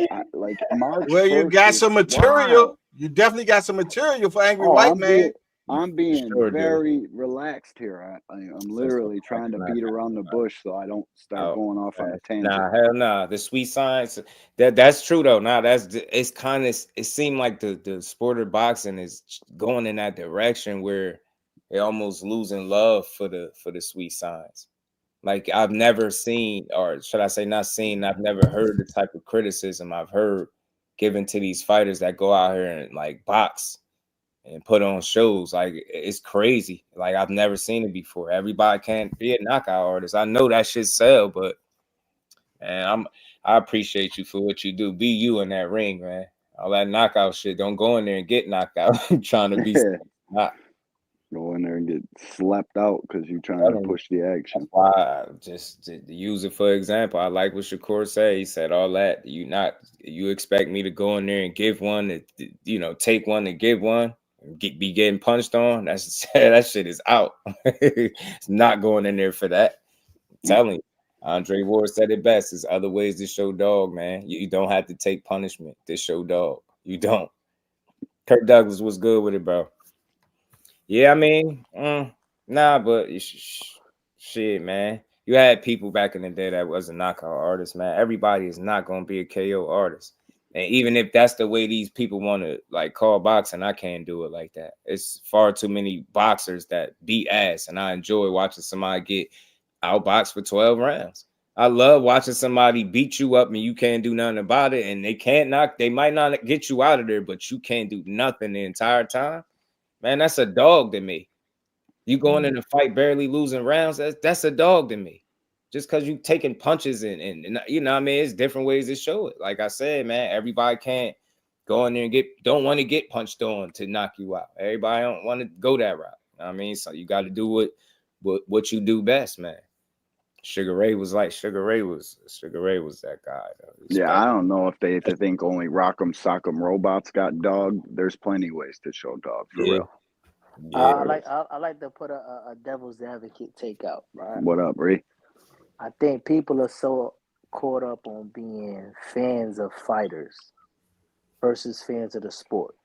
Because there's a lot of boxing that takes place way more than before. They're giving you Wednesday fights. They're giving you Friday fights now. They give you Saturday fights. There's fights on the internet. There's local fights, Philadelphia and Red Owl, and there's so much shit going on. Let's say like somebody like me who's you want to say casual. If I'm not attached and I'm not in love with a Tank Davis, I haven't really seen the dude active in the last 2 years. He's fought once? Yeah, twice. Ryan and Frank. So how much do I really have to attach to as a casual fan? The casual fans drive on entertainment, niggas getting knocked out, and just enjoying the night. They're not going to follow through a whole career. The dude that bring all the money in, Canelo, fight twice a year, 2 Mexican holidays. And that's it. But in between there, we done had upsets. We done had bloodbaths. We done had dudes rematch and get their titles back. You done seen so much in between. And now the young kids are pushing the narrative saying, like, it's my turn now. If these older dudes or the dudes that y'all claiming are the top dudes don't want to fight, I'm forcing my way by saying his name and beating ass. Pause. But they staying active. So people gonna get frustrated not hearing Tank Davis commenting and like, what is he really to really do if his situation ain't tight? If the money ain't there for that shit. I don't know what the case is, but it's plenty of action going on in the sport. If we keep it real, boxing is not a priority in the U.S. market digitally. It is 11, 12, whatever the number is. There is no consistent television deal for it. There's no skims. There's no one entity that's pouring money into the sport. It's a pirate game. But the thing is, if you were a fan of the sport, there's plenty of fights going around. Ant McQueen, I don't know where he be watching shit in Moscow. But he's a fan of the sport itself. So the top guys you're gonna see 1 to 2 times a year, if that. And God forbid one of them get injured. Oh, this person never really wanted that fight. Injuries are part of every sport. But while that guy's injured, like Fundora, he took an opportunity and jumped in for Thurman and became a champion. That's how the sport goes. Boxing is the only sport you cannot make a 6-month plan without an upsetting those plans. So that money can't be marketed into a 6-month, 8-month, 12-year plan. It comes and it goes, but just be ready when your time is called. Look at Norman. He wasn't supposed to win that belt. Right. But he won it, and now his name, his conversation, he might not even be ready, or the numbers that he might be talking, he never even thought about at this point in time. But he won a belt before his time, and now his name is in the conversation. So that's all people like Keyshawn doing. And before I even get on, he don't really have to talk to Andy Cruz. What the hell Andy Cruz done did? Keyshawn done put himself in position to be next for a title fight. Why reach back? Because the narrative sound good? I don't give a damn about no Olympics. They wasn't paying me for that. I'm getting paid now. I'm 10,000 tickets, man. That ain't nothing to sneeze at. So now they're going to say, all right, the conversation should be he could sell tickets now, but what else did he bring to the table? He's building himself into that position. He goes snatch himself a belt. Now, undisputed conversations got to go through him because he got something that everybody going to want. Right. First time, one thing I heard recently today is that the Keyshawn fight broke a record also. Not just 10,000, but they broke $1 million gate too. First time that's happened in Virginia that they had $1 million. So he broke a record doing that. You know what I'm saying? So shout out to the youngster, man. He's doing things for sure, man. You know, and going back, man, just spinning the block on what happened. We don't know. But how about we all got our own scenario? How about Tank don't want to fight till next year? Maybe he wanted to go on a birthday trip to Japan. Maybe he wanted to eat Thanksgiving and not train this time. Maybe Earl Spence ain't got no trainer yet. Haven't decided on who his trainers right now. We don't know. Yeah. We don't know none of these things. All we're all doing is speculating. And it could be any amount of those type of things, man. Right. You dig? And all we can do is enjoy, like what Remo said, all the other fights that we know for sure we're about to get. We're about to get Tyson Fury and Usyk December the 21st, the same day that we're going to have our 50, what we giving, 50-50 off on the bag? We're giving, so, you know, that could happen, man. You know, that we have those good fights, man. Serrano and Katie Taylor, right, about to fight. Mario's about to give us another one. Always willing to fight. Shoo fighting Friday. Right. Said he'd fight Boots too. Right. And I was gonna talk about Boots a little bit today too, because Sean Porter kind of lit the airways up with his take, with his overrated take. I didn't hear it. What he said. Man, he said Boots overrated. I got it. He got, you know, I'm the clip guy, so I be getting the whole joints, but it's a whole little conversation he was having on it. But he said he did it on his podcast, said it was overrated. And how about this? How about this? Do you have that old clip where he talked about how Boots was the next best thing coming with sliced bread, and he's so glad that he's getting out of boxing because he don't have to deal with this kid. Have to deal with that. That's why he got prayed after that performance. Boots ain't even have to use, and they disrespecting him. Brian Norman out here, first class, talking about what they'll do and what, man. Stop that shit. You had every opportunity to do all this stuff that you're talking about. They had actually they didn't, right? Because they said that the whole time they knew that they were hurt. They had surgery. So all that talk was just talk. But it built them up. It built them up. But he could have never made the 1.7 or the 2 million because the doctor said they weren't ready yet because he had came off of surgery. And nobody's saying anything about that, Jay. And that's crazy wild to me. Like, you could never even have made the fight, even if they offered you $10 million, you couldn't fight. And I'm not making this up. He came on my platform and said that to me. No doubt. No doubt. Wow. It's crazy to me. Yeah. It's fans hear what they want to hear. They say what they want to say. They run with whatever narrative they want to run with. It is what it is. It's crazy. I seen the back and forth him and he was on Mill City. YSM. And they got real. I ain't gonna lie. Greg was losing. Well, I'm gonna keep it real. My youngster do not like him at all. I'm talking about Jamil. Yo, you know what I mean? He said it's on site. He meant it. It's on site. You already know what it is. Look, what's so bad about it?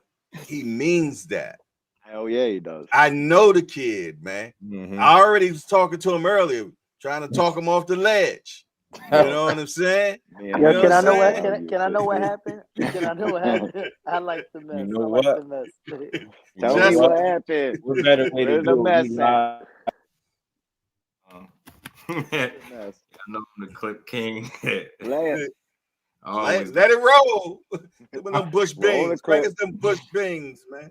I already got something in the cup. Yeah, man. Hold on. Give me a quick second. Y'all smash that like button, man. We ain't done. We gonna keep rocking out. But this led into the conversation too. Like Boots is the topic, and that fight has got everybody with a point of view, and you know, it's like people brave. That's why I said this shit could be a blessing in disguise for real, man. Everybody talking about fighting him now. because they damn sure wasn't talking like that before. So something good Maybe happened. get some bump now. He might get some bump now. Mike could get people in the ring now. Mike could get some people in the ring. Just a little weakness. They on it. They like piranhas and shit. Fighting out. Yeah. What's up? What's up? Shout out to Mill City. Wait, again, the phone. I mean, shit. No. And I said what I had to say. I want you to talk your shit. Go ahead. I'm not answering the question. Okay, come on. You know what it is on that. I got No, you definitely know what it is. Cam up, G, whenever you ready. Look, listen to this. No, I got the question. Hold on. Just like I told you before, when you called me talking all that rah-rah, you screaming at me on the phone saying, like, what's up, like we in each other's face, like, what you nigga, gonna do? I told you what it is. When I see you, you know what it is. We ain't even got to do that. Answer your fucking questions, nigga. Exactly, nigga. We gonna do that. Answer your question. Answer your question. Answer your question. Nigga, we the same complexion. Stop that bullshit. Answer your question, nigga. Let me ask my question, man. Let me ask my question. We ain't gonna get into no name calling. We ain't gonna do none of that. I want to know if you felt like Boots Ennis was sweet, then why didn't you put your son in there with him? First of all, you got to remember what And Brian Norman got the worst cell phone in the world too, by the way. Yo, that's how it sound when we did the interview. See, now the phone don't work. Oh man, on the cricket underwater special. He's still in here. He's like moving around, so you got probably signal got cut off. But we back. We almost here, man. Salute to everybody on the live. Make sure you guys go out your way. Smash that like button. Do what he Fellas said. from Philly, you got your questions ready. Yeah, all I want to know is why you ain't put your son in there with him when you had the opportunity. Okay. I think maybe his phone died or he came off. Yeah, I know. That's that cricket service. The cricket? Yeah. He said that's the cricket service. Oh man. That's that Obama shit. Go out your way, ladies and gentlemen, and smash that like button. We have a nice little show here for you. Philly versus, you know what I mean, Atlanta, Georgia. We back. My bad. My bad. Got a phone call. You asked me if I thought he was sweet. See, that's why it's so hard to explain anything to a bunch of people that don't want to listen. I never said Boots was sweet before the fight. I never did. What I said was Boots has never been tested. I said when I watched Boots, I noticed that everything that he was in, it was like he was all dominant, and I watched the other people because I have to watch what he does when they do what they do to him. Nobody was doing nothing to him. Nobody was even close to doing nothing to him. He didn't have anything to defend from. He didn't have any real danger he was in. So my question was, I never even said that like we'll knock him out or nothing else at the time. So I said that he needs to be tested. You know, we'll see how he go. I say he was a good fighter, great counter puncher. I'm on record as saying all this. Tremendous body puncher, blah, blah, blah. When I saw him tested, as I thought, I also said, I know how to beat him. Which the way you do to beat him is you got to fight him. That's all. You just got to not be afraid of. When I saw Cameron press him like you pressed him, I saw everything I needed to see. Now I'm telling you, So that's why. Yeah. Sound like he ran. But what I'm trying to figure out is, you said you saw something before the Karen fight. I didn't say I saw nothing before the Karen fight. I said that I noticed that he wasn't doing shit, that nobody had tested him. I didn't say I saw. Well, I know his footwork always had problems. He locks his knee. I keep saying that. He hits behind the head. He hits low. I was looking at all the things that he does. That doesn't tell me anything.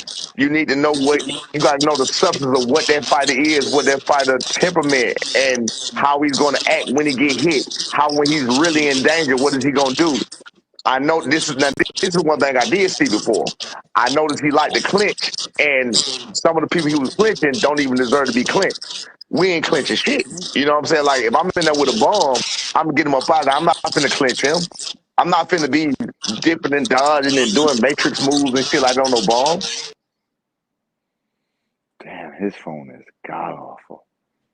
Yeah, that shit You know what I'm saying? That shit got ran over So by the tow at truck. that time, I was merely saying before this fight that he had never been tested. So now I'm saying this. I just seen him tested enough by a guy that we don't even know, good fighter in Karen, which we didn't even know he was a good fighter until he got in there with Boots.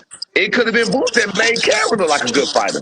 It could have been that style that made, because when I tried to watch Karen, I tried to watch another fight of Karen before.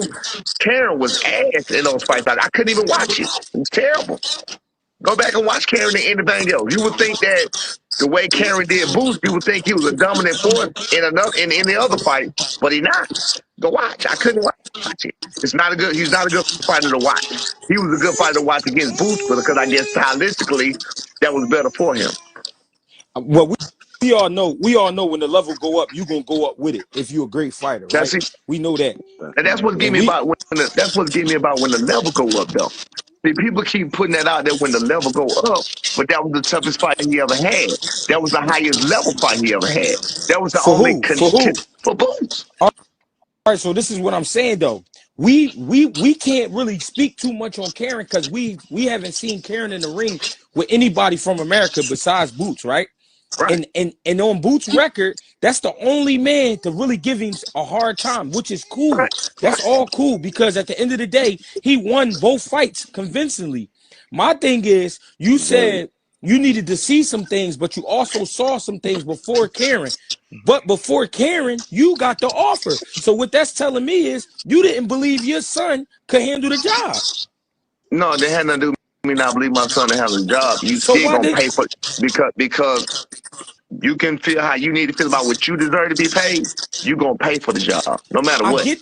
I get that, but what that's telling me, right? For them to get the offer to whatever it was, right? I'm not gonna be in your business, but they got the offer to wherever it was. We all understand. We all understand that the offer was better than his previous fight. Cool. My thing is, if you truly believed in your son, if you truly believed in your son's ability, then you would have go ahead and took the fight. You making it about money when Boots just start making big money.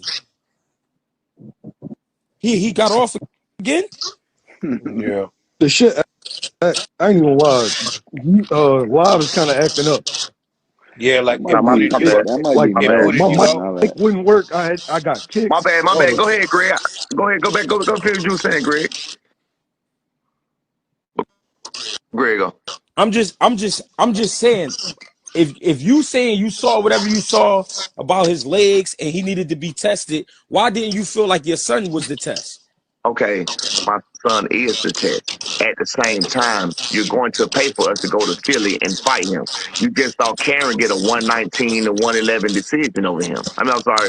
You just see him get a 119 to 111 a 107 decision over Karen or whatever that score was. That's a ridiculous scorecard. How did you everything I saw came to fruition. Everything I saw. But how did you score? Hold on, Mill. Yeah. Do you feel like your son is a bigger puncher than Karen? My son would knock both of them out. All right, so why you weren't about the scorecards then? Why you weren't about the scorecards? I had never seen scorecards if you get knocked out. But wait a minute. We're speaking after the fact of what I just saw. Second of all, I still wouldn't come for that price. You still gonna pay for us to go over there and deal with that. You understand? But if you knocking them out, wait a minute. We talking business. We talking business on this whatever. I talk to Bones. Jamil, you can ask him. Hell, Greg, you can ask him. I text Bones. Bones agreed to Vegas. I told him agree to Vegas. We ain't even got nothing. I don't even know what we were talking. That's nothing to even talk about. We gonna get the fight. Jamil, you know we were trying to make the fight before. I told him I was texting Jamil every fucking step of the way. He fucking know. I'm texting Mary. All right, look, bro. I text Bones every step of the way. They know we were trying to make it happen. So we like, look, my boy gonna get at least this. Like, bro, come on now. Y'all wasting time. Y'all know the time running out. You got Matthew taking 7 days to respond. 7 days to respond? That's crazy. So this is my question, though. This is my question. The fact that you keep mentioning the money is telling me you know it's a dangerous fight for your son. But you keep saying you're going to knock him out. Sir, you're talking about a dangerous fight. I'm not worried about, first of all, we're speaking after Karen. First of all, we're speaking after Karen. Listen, We speaking after Karen. So we speaking after what I just saw. And my mind look wasn't what where it happened. is right now. Look My what mind happened wasn't to where it Villa. is right now. But you can't Look what talk at the happened to same Villa the time, bro. I first time listen to after you. You gonna let me Karen. answer? All right, so let me talk. Look what happened to Villa after the You first just time with talked Karen. and I tried to respond. So look what happened to Villa after the first time they fought. Look what happened to Villa. Look what happened to Avanesian. So if you really thought it was that fight, it would have never been a Karen 2. If you really thought it was like that, it would have never been a Karen 2. I fucks with you. I fucks with you. But I think when it comes to your son, you know he can't fuck with Boots. That's why you keep saying shit about the money. Come on, baby. If we gonna knock you out, Avanesian is Avanesian. He past tense. He beat the shit out of him. The thing is, he world class. He got his ass whooped. The thing is, you saying your son is better than all those guys, but you hesitated on getting them in the ring. I didn't hesitate on doing nothing. From the very start, I never hesitated. You just running your mouth about nothing at this point, bro. I've already made my point. You don't want to hear my point, that's up to you. My thing No, I'm not running my mouth. I'm gonna tell you why. Listen. I'm gonna tell you why I'm not running my mouth. Because all I keep saying you say is I knew it. I knew it. I knew it. So if you knew it, why didn't you put your son in that ring? If I'm going to do a job, I don't give a fuck how easy. I'm a businessman. If I'm going to do a job, I don't care how easy it is. If I know me bringing this brick from right here to right there is worth $500, but it's easy for me to do it, and you're going to pay me $1, bitch, I want my $500 to go take that brick over there. Like, I'm a businessman. I don't know what you got going on, bro, but I make my money. It makes sense. You came up with your own price. I came up with shit. You did. You gonna tell me I'm not the manager? I'm not the manager. So the manager. So now it's the manager's fault. No, I ain't blaming that on nobody. I know what I want my son bottom line to be, bro. You're talking about nothing. Mill, can we ask some shit of some substance? He talking about fucking business and money and why you ain't doing it, why you ain't doing it. This shit ain't even no substance. Now you trying to shut me down because at the end of the day, you know you just said it. I'm gonna tell you what you just said. All right.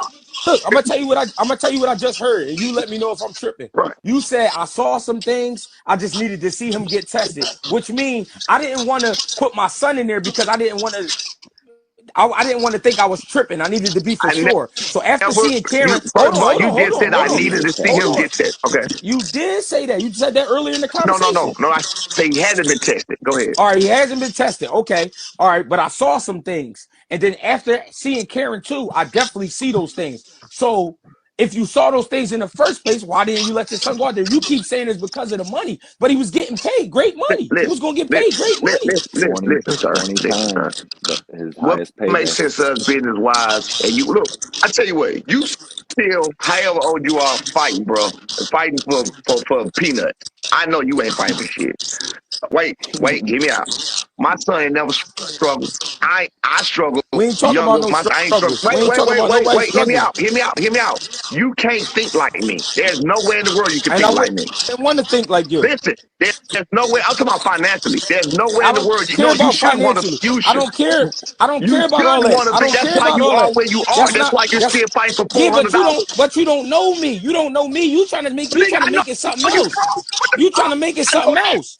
How you know? You seen where I live at? Have you ever seen my house? Broke this shit. Have you ever seen my house? You broke. Have you? So now you trying to make it about me and you. No, now you trying to turn it into something else. You trying to turn it into something else now. If you want to go through it with me, we could do that. If you want to go through it with me, we could do that. You trying to make it something else. You trying to make it something else. We talking about two fighters. He already occupied.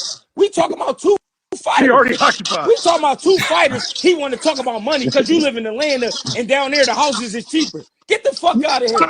Get the fuck. Everybody know down south. Everybody know down south. You take 200,000, you can get you a nice house. Up here, you gonna get you something all right. Everybody know that. I'll be in a mansion. Stop talking crazy. Come on, bro. And you ain't never seen my crib. Don't talk like that. You ain't never seen where I live at. So don't talk like that. You can listen to shit. That's cool. That's on you. But don't do that, bro. Don't do that because we wasn't talking about no money. We talking about rumbling. You knew this was going to take a turn. But what kind of turn is that? But Mill, what kind of turn is that though, Mill? Keep it real. What kind of turn is that? How we go from his son fighting Boots? How we now it's what we talking about, but you changed the subject. So I didn't change the subject. Hey, I'ma talking about I'ma holler at y'all. I see what niggas be on. I see where niggas at. I got you. Really lame ass nigga. Hey, G. So, okay, we still got YSM. Why? You got anything? Rubbing that beard, You wanted to say something earlier. Say to me. Nigga, I said Hell yeah, what I no just city said. gave you You the know what it is. platform. You know what it is. We ain't got nothing to talk When I about. see you, you know what it Poking the bear and is. shit. When I see you, you know We what ain't it got is. nothing to talk about. Nothing. You the big bad Nigga, light-skinned wolf. I'm waiting on you. we the same complexion, cuz. We Get the not fuck out finna of do here, man. this. Hey, yo, you talking about this light skin Yeah, shit. they Hey, we trouble. could talk boxing. Like, in George, I didn't even know he was going to be on here. In George, you already knew what it was. Yeah. Shit. But anyway, if we talking about the fight, Ryan Norman, Greg Hackett. I'm gonna say I gave Karen 2 to 3 rounds. Boots could have did better. I gave him Mill, Could have been shot. niggas is chicks. Niggas is chicks for real. Niggas is girls for real. Greg wasn't beat. Yo, no, that's for real though. They are. Yeah. What the fuck you And calling I talk see about some of the money? comments. Look, I you know, as a man, you don't got a side. You just listen to the conversation. But I love his commentary though. I never really see him get that animated. He typically be chilling. No, he typically be chilling. I hear him a lot. He be cooling on his joint, but you know, he's trying to keep it about the boxing. Niggas is being affected by this new world we live in. This That's fight what's gotta going happen. on out here. This is Niggas want another to act reason like why I chicks played out this. here. Niggas out here That's why I pocket ain't checking. Y'all commentating niggas much. crazy. Y'all niggas is crazy.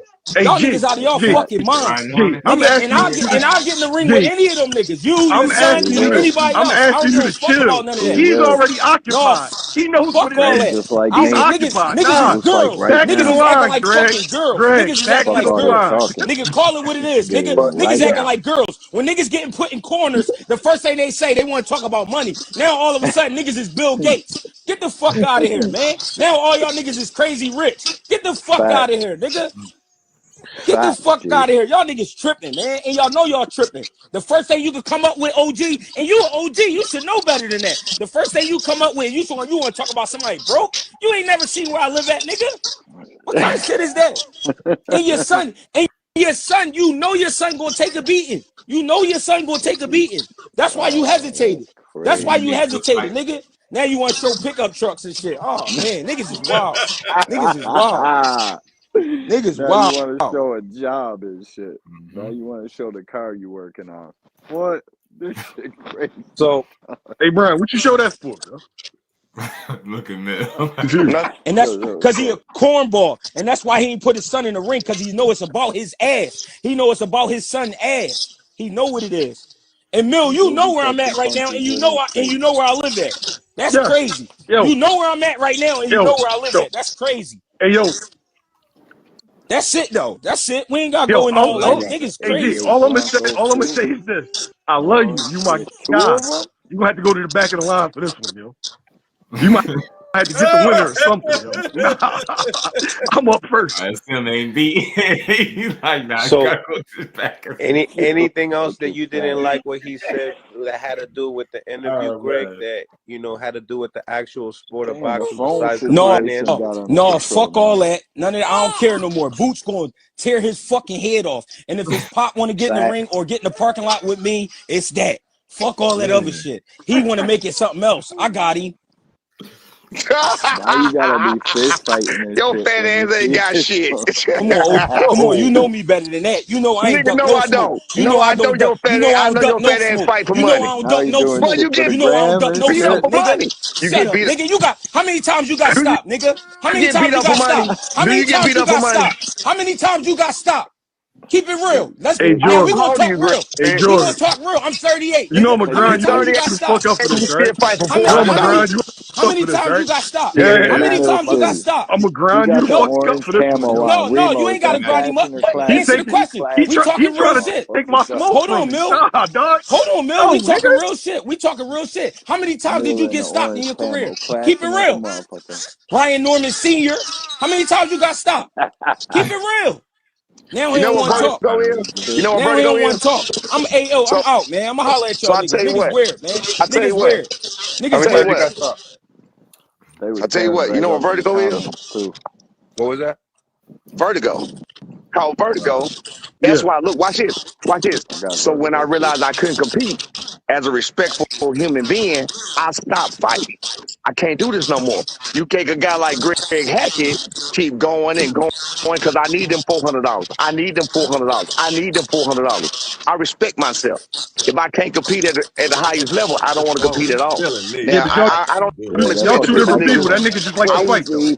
I want to expect he like to lose. He loses. He He don't like to win. fight, man. He don't win. He likes Who, to fight, man. who the fuck likes to fight and He lose? likes to fight. Win or lose. And He likes to lose. fight. All right.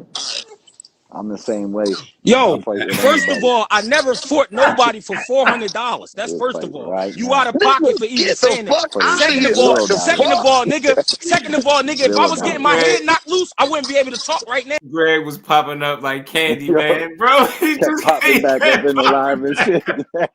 He wasn't beat. He wasn't having it. Like, yo, Nah, man, fuck this. I don't take no sides. I support everybody on the panel, man. But you know, I do like the conversation about the fight more so than anything. That's their thing. But this gonna result into a good fight, I believe. They're gonna have this. Brian Norman Jr. should be worked up. He should want some smoke. I know Y'all niggas crazy. I'm tired of y'all niggas. Y'all niggas act like y'all playing Latifah, man. Appreciate you putting some comment in the chat. Much love. Fighting in the crowd too, dog.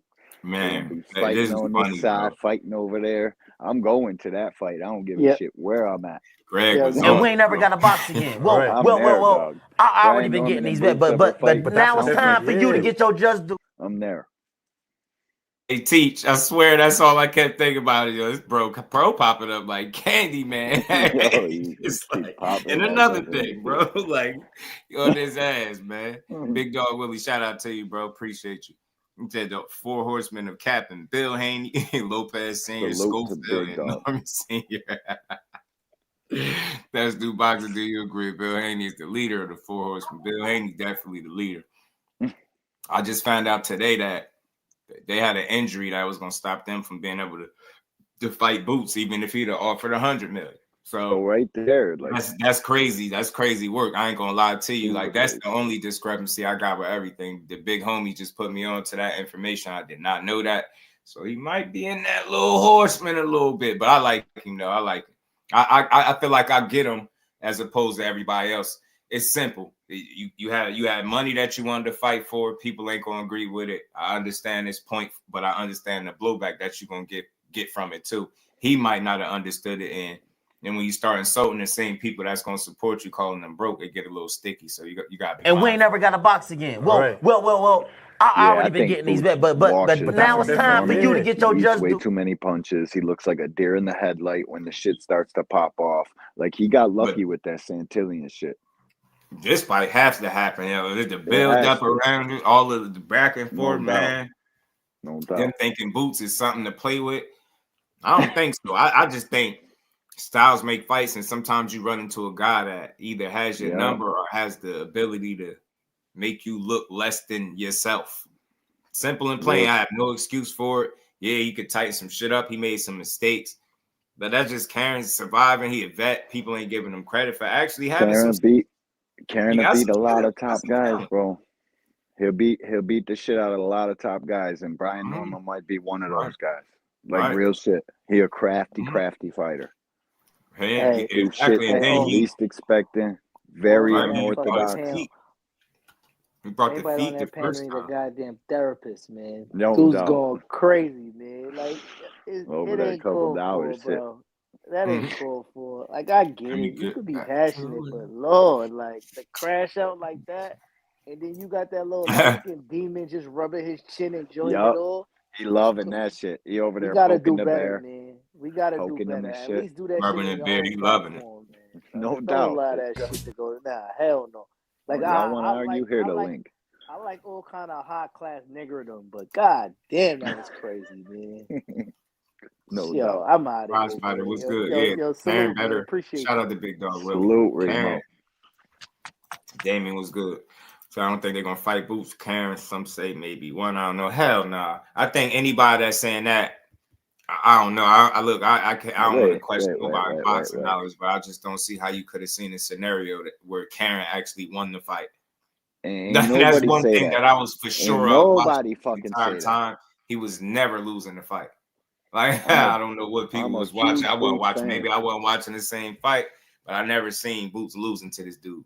He just didn't look, you didn't see the knockout that you be wanting to see. You seen him put him down, but that let me know something. When Karen kind of took that knee, he let me know that he's smart and he knew how to survive. He was like, "Yeah, it's getting hot. Let me take this little knee. Let me camp out real quick. Take a few seconds. And now I'm gonna start tying him up." And he brought that. That's a smart tactic. Boots wasn't prepared to deal with it. He was falling in. He was showing frustration when he was getting tied up. He wasn't, like he was saying, taking a step back, ripping those shots. He was just accepting it, looking at the ref to separate you. He wasn't prepared for that. So credit to Karen for bringing that. That's what a vet would do. Survive. People, I call it, I hear excuses. Nah, it's reality. Boots still young in some areas. He got to grow. And Karen seen that. He took advantage. I'm going to keep tying him up. You don't like it when I tie you up, or you don't really got an answer for when I tie you up either. He kept on it. He was like, yo, I'm going to make it about this fight. Man, he was fighting back too. He was throwing punches. He brought a different fight. First fight, he moved all night. This one, he was actually coming forward, staying in the pocket. And like I said, when it got too hot, he took a knee. And then from there, he started neutralizing Boots with tying him up. Frustrated. He kept doing it. I was like, bro, I was frustrated for Boots. Like, yo, push him or something, yo. It's like, don't keep letting this dude tie you up like that. You got to get your arms loose and work. You keep looking at the ref. By the time you do that, mission accomplished. He done slowed you down. He done stopped you from hurting him. Now the referee separate him and rinse and repeat. He gonna do it all over again. And you help because you falling in. I was like, bro. The announcers and Bozy, the announcers and Bozy gave fans so much ammo to come out here the next day with. Like the instruction Bozy was given, just get him out of here. Just get him. What? And the announcers just kept like every little thing Karen did to make it look like it's something it's not. Sergio Mora, fuck what that guy's talking about. Here just gaslighting shit. Like, I know he in the chat right now under a ghost account talking shit D1 type of shit. You know what I mean? Like, stop it, bro. I wasn't happy with Bozy Ennis at all. I thought his instructions and what he was saying in that corner was way out of pocket. But I'm employing fans to turn that fucking volume down on these fights. Go listen to the OG KQ. He calling the fight for what it is, who's winning and who's losing. He actually unbiased, telling you the action. These guys all got an angle. They're all, you know what I mean? Like, I'm sure they were shocked just as much as anybody else. Karen came to fight, so every little thing he was doing was shocking them, so they were blowing it out of proportion. He might have threw more punches. Didn't he throw more punches in the fight? He landed more. Boots threw. No, yeah. One of them, right? But he was more accurate. He didn't throw as much. He was more accurate. Boots had like 10 more total punches. I looked at the punch stats. Boots had more total punches landed, but Karen was more accurate. And I seen that in real time. Like, Karen was very successful. I gave him 5 rounds. But 5 is kind of a stretch. You know what I mean? It probably should have been like 4 in the swing. I was giving out Karen every bit of he could get because I knew what the fans would be saying the next day on YouTube. Boots allowed that shit. Like, he could have fought a different fight. That's preparation, man. That's part of the learning curve too. All you learned really was that he still got room to grow and get better. And that's why I don't overreact. I know we seen 2 fights of it, but in between, he got a knockout, did what he typically do in fights, go in there and beat your ass. I just think Karen knew how to survive, and just as he was familiar with Karen, Karen was familiar with him, and he employed them little veteran tactics to survive. And it's just something that Boots got to learn to be prepared for moving forward. So before I overreact, I just want to keep seeing him. You know what I mean? I want to see another fight. This was what it was. I think, honestly, Karen, showed some of his flaws. That's all. Show some deficiencies and where he need to get better. But that's how you got him.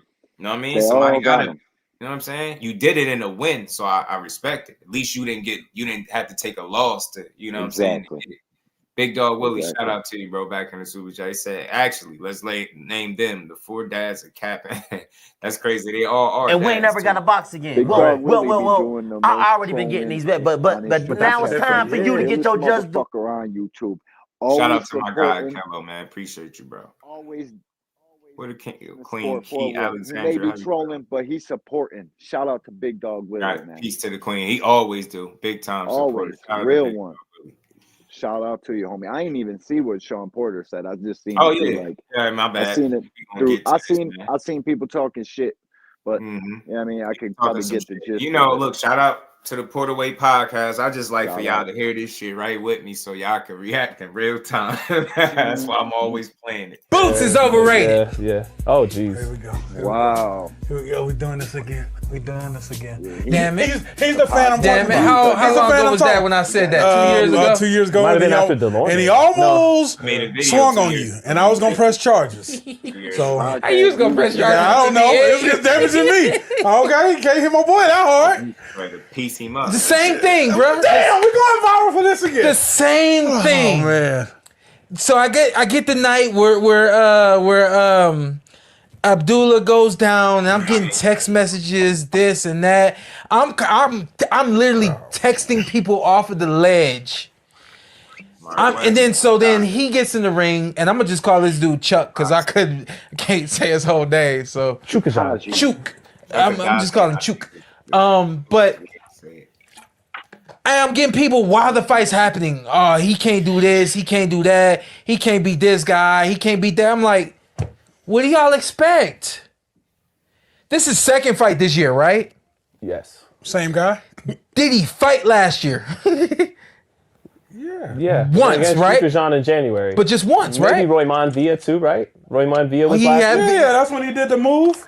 To the producer. July in So he had Atlantic twice City. last year. What about the dude before that? Did he fight somebody else? Oh, no. He fought Castillo Clayton. That was like his only fight in 2020. And that was the one because he looked good. He had 2 fights in 2023. Karen and Roy Monvia, right? So we went 1, 2, and then now this is his second fight this year. Aveneza? Avenesian, yes. My bad, y'all. Hold on. I knew it was going to do that because I had paused it too long. Shout out to the Queen, Key Alexandra. Much love in the super chat. Showing some love to one of my favorite creators. Continue to build and salute the D1. Hit the like button. Everyone. Appreciate all this. Shout out to you, kid. And we ain't never got a box again. Well, Right. well. I already been getting these back, but now it's time for you to get your just due. He's back right. Shout out to Key. Let me get Sean Porter. Sean Porter, I always like to hear from the fighters, man. For me, it's never personal. Like whatever it is that they say, I just go at the argument, not them. Like I don't question him as a fighter and start, you this and you that. Now Sean Porter fought them all. He can have his opinion. That's what make this shit fun, really. When somebody had one of these takes, then we could all come here and talk about it. But I ain't gonna question his boxing knowledge. He fought them all, bro. I respect the hell out of his career. Cecil, what it do? But that overrated, stop. Maybe when people say overpraise, maybe. And the reason why I'll agree with overpraise as opposed to overrated, because again, we're in that society where people tend to anoint fighters before they even get there type deal. So like that's maybe what happened. Like he's still missing those quality names on the resume to prove his worth all the way. Right. So I could go with overpraise, but the overrated, man, he been head and shoulders above these dudes up until he ran into Karen. Let's be completely honest. He been kicking these dudes' ass, and it ain't even been close. Been making this shit relatively easy, putting himself in the matrix. We done seen all this shit. And one mixed kick moves on these. We're doing this again. It's been fun watching him do his thing, but I ain't about to call him overrated. Somebody gonna have to do more than win some rounds and let him not, or survive and not get knocked out. Now, Karen fought, don't get me wrong, he ain't just come to survive, but that holding that he did down the stretch, smart but nasty work. I hated to see it, but I understood it. You know what I'm saying? Yeah. Up until then, we sitting here sifting through fights and trying to find a round that he had lost. Let's put this in perspective. Up until a couple fights ago, maybe. You get me? So this dude been beating their ass, man. It ain't even been close. So then when it's time for him to fight, people make excuses why he shouldn't fight. Like he got over 35, he making his point. He got more fights than Errol Spence. Errol Spence has had a chance to compete for undisputed. Let that sink in. Think about what I'm telling you. He got a chance to chase all them belts and less fights. This dude got more fights, and they talking about he ain't proved nothing yet. At this rate, he'll never prove it, because how is he going to prove it if nobody going to get in the ring because they going to keep saying he ain't proved nothing? Stupid. How many more Double fights standard. And that is also, I'm not giving him no out with Karen, but that's the risk he running. I'm standing on it. This is what I feel strongly about. when you keep getting in there with guys that you're supposed to beat up over and over again, and then Sooner or later, that you already beat up, now I got to go defend my belt against this dude that fucking ran the first time and get hyped up for this fight, knowing damn well I should be in unifications or up at 54. It's a lot of that shit going on. I ain't tripping, man. Boots need to go up or fights that he can get up for that's really going to challenge him. He running the risk of becoming complacent, and them bad habits is settling in, and he allowing guys like Karen to hang around with as crafty as Karen could be. I still think Boots could do a lot better than that. But again, I think he's running that risk of you not being tested properly, and you keep fighting those running the mill. You're not sharpening shit. I don't care what you say to a degree. You staying active, but are you truly getting better? Not if you're not getting tested. And then when you do, even though it was very mild, Karen ain't do shit special, man. Let's be honest. Nothing. He ain't do shit special. That was Boots fucking up. But again, somebody that he deserved a better opponent than that. No slight to Karen, but at this point, give this man fights that do something for his career, so he got everything to fight for. So that shit can't even remotely be an excuse, getting up for fights. I know people like, I don't see how, you can't get up for a fight and it's your career and you at home and all this. That shit is real. I done heard so many different athletes say it, so I ain't gonna question it. I done heard it time and time again. It's deeper than it just being an excuse. It's a reality. This is why you get tested accordingly. This is why these dudes want the big fight. So again, if you fighting for a title in a unification or somebody that really we know on paper got a chance at beating you, man, that shit is a much different fight to me. Way different. He's far too comfortable because he know full well, and I ain't saying he's sleeping, but he know full well these dudes can't beat him. He's sitting in there, he over-relying on athleticism and reflexes, not using his IQ, not being smart. You get what I'm saying? He do lock his knees a little bit. Brian Norman seen call that's something I promise you, I've been seeing that for fights. Promise you. Happen to point it out. I've been seeing that. That's something else that he do. He makes some mistakes, bro. But the one flaw I seen before this one. On that same level, nobody is like really putting you to the test. That threat of taking everything you earn is not there the way it should be. You get what I'm saying? Or even a reward of beating a guy is not. What did he get for beating Karen? Nothing. Criticism. Criticized. He ain't getting excited for that weak ass fight. We know what it was. We just accepted it because it's Boots and we want to see him fight. We want to see him active. But come on. That's all I'm saying, y'all. He deserved better than that. And that's why you start to run the risk of people sitting up here, respect to Sean Porter, saying shit like that. He overrated. This is why they saying shit like this, because we seeing it against people that we feel like he should beat the hell out of. We done seen that shit almost 30 times before he fought somebody. Man, let's be honest, bro. All these dudes, man, they ain't been real no 50-50s. Nope. It ain't been none. So that's the risk he run. You ain't fighting no 50-50s, nobody that can truly challenge you. Now you run the risk of not sharpening your skills the right way. That's what I think. Complacency set in, and you start just bad habits, relying on athleticism. Your dad was giving some questionable instruction from what everybody keeps saying, and that's different. So I don't know, man. I think also all or nothing for him. If Karen exposes Boots, who else would he expose at the welterweight division? Let's just be honest. Probably some more though. It's probably some more of them. He might give Barrios everything he's looking for. I think he got a really good chance to beat Brian Norman. Brian Norman doesn't do well. The reason Boots, I think, look bad, and I don't want to fights happening. I'm gonna try to play this part of me, y'all. I'm gonna say this. I want to end it with this. The reason why I think Boots, again, man, I think if he don't move up, if he get in there with another just run of the mill, no slight to Karen, he run the risk of the same shit happening again. Exactly. You get what I'm saying? Because I just don't see you getting excited for nobody that's not gonna move your career along. It's just gonna be you giving them an opportunity to look better than they should against you. You pass those mid-level fights, bro. You a champion now, and you got to move like one. And Eddie got to find a way to move you like one. Other than that, man, it's going to be criticism, because that's the only thing he got from fighting Karen again. That's crazy. He did get a title defense, got some money, but you got a shit ton of criticism. And again, I wanted to say this, the mistakes that he made in that fight is the reason why I was leaning to him not being able to beat Crawford, because he's still operating off athleticism solely, more so than IQ and smarts. That's why memory. Get what I'm saying? Wasn't setting shit up. You was too eager to get in there and get him. You wanted to just get in there and go. And you got to be able to slow the fight down. That's an element from Boots that I want to see. I don't see him slow fights down. He getting there He'd accelerate the pace and just like beat Repress you the up. action. And he just be in there, and we love it. Yep. But I think he's too talented They to do. short in that area, man. You gotta use the smarts because you got it. You got it. He's got all of it. He said Karen fought his ass off. Boots didn't look terrible. He didn't, and Karen did fight. He fought well. The holding pissed me off. That was down the stretch, but I understood it. That was my only issue. But he was in there surviving. Game plan was out the window. They were fighting a new guy. Yeah, it was weird, bro. It was weird. It was very weird. Like, it was weird.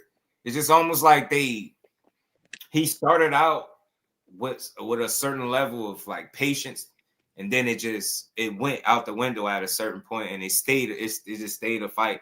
He wasn't. I think he needed to make that fight more of a chess match, and with his fighting a new guy, really skill, he just wanted to be a fight. D1. That's what I think. Learn to make it a chess match. Make him think in there. Set your shots up. You fast as hell. You mad athletic. There's not much you can't do in there, but you can't. I think it's easier to catch on to you if you just on go for the whole fight.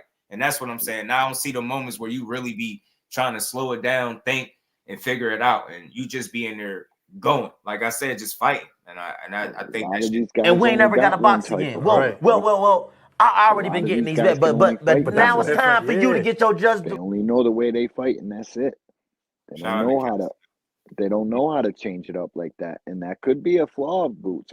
Because he ain't had to either. Yeah. You've been taking advantage of these guys so much fighting this way, and that's why I'm not knocking him, because it's worked so much. Who's to say change it? Now we see that it's a reason where you can add to it. You ain't got to change, but tweak some shit. You don't got to go in there and just go from 0 to 100 to try to beat your guy down. Think your way through the fights. I ain't saying he ain't thinking at all. That would be silly, but y'all know what I'm saying. He's doing more reacting and setting shit up. And I think that makes him a little predictable to a guy that already seen him for 12 rounds and decided, you know what? He already surprised you. I'm not going to run. I'm going to fight you. But you know what? When it get hot, I'm going to take this knee. I'm going to recover. And now I'm going to tie your ass up until I get myself up out of this fight. And he just wasn't ready for him. Wasn't ready. He beat Karen up too, bro. Karen guaranteed got to do some recovering. He definitely did. He definitely did. We gonna play this, man. Let's hear what Shiggity Sean 2023 with all of the training that he does, and then this now being only his second fight in 2024 against a European, Eastern European fighter that with a style that you never ever see. And this is a name that you never ever knew. I know this is a rematch, so he knew the name, but Philly don't know the name.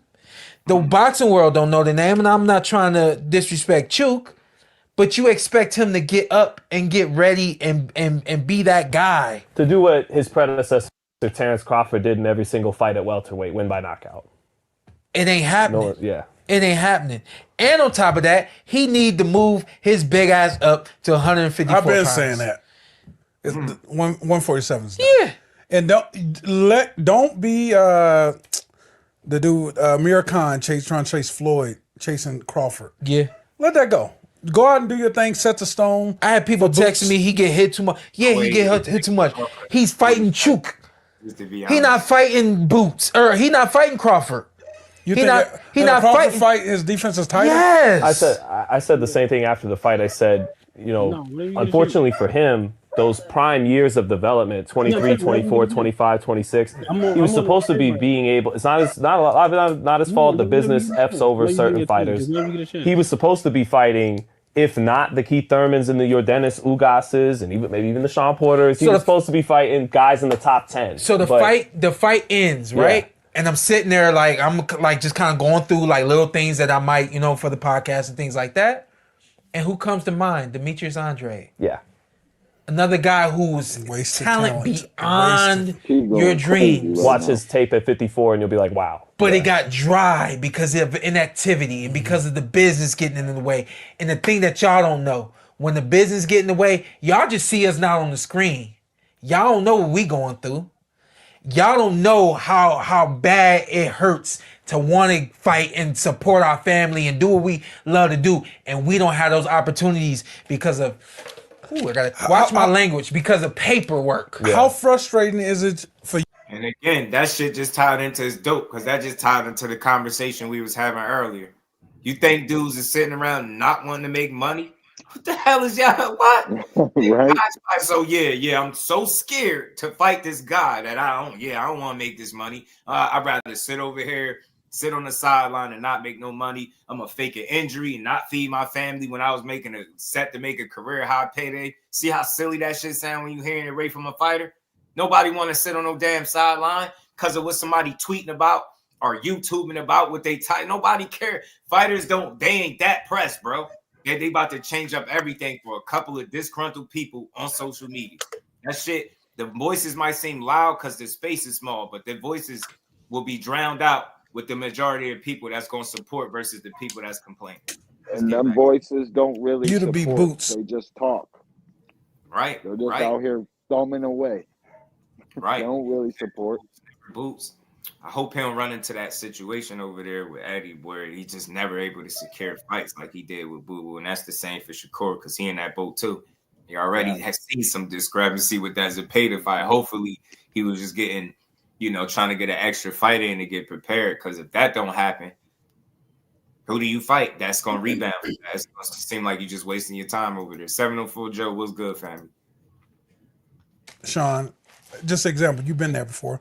To fight Chuck on my previous promotional company, go to another one, got to fight him again when you promised you was gonna get me better. That's a good one. This is what the fuck? That's a good one. You just explained it, Ant. You just explained it.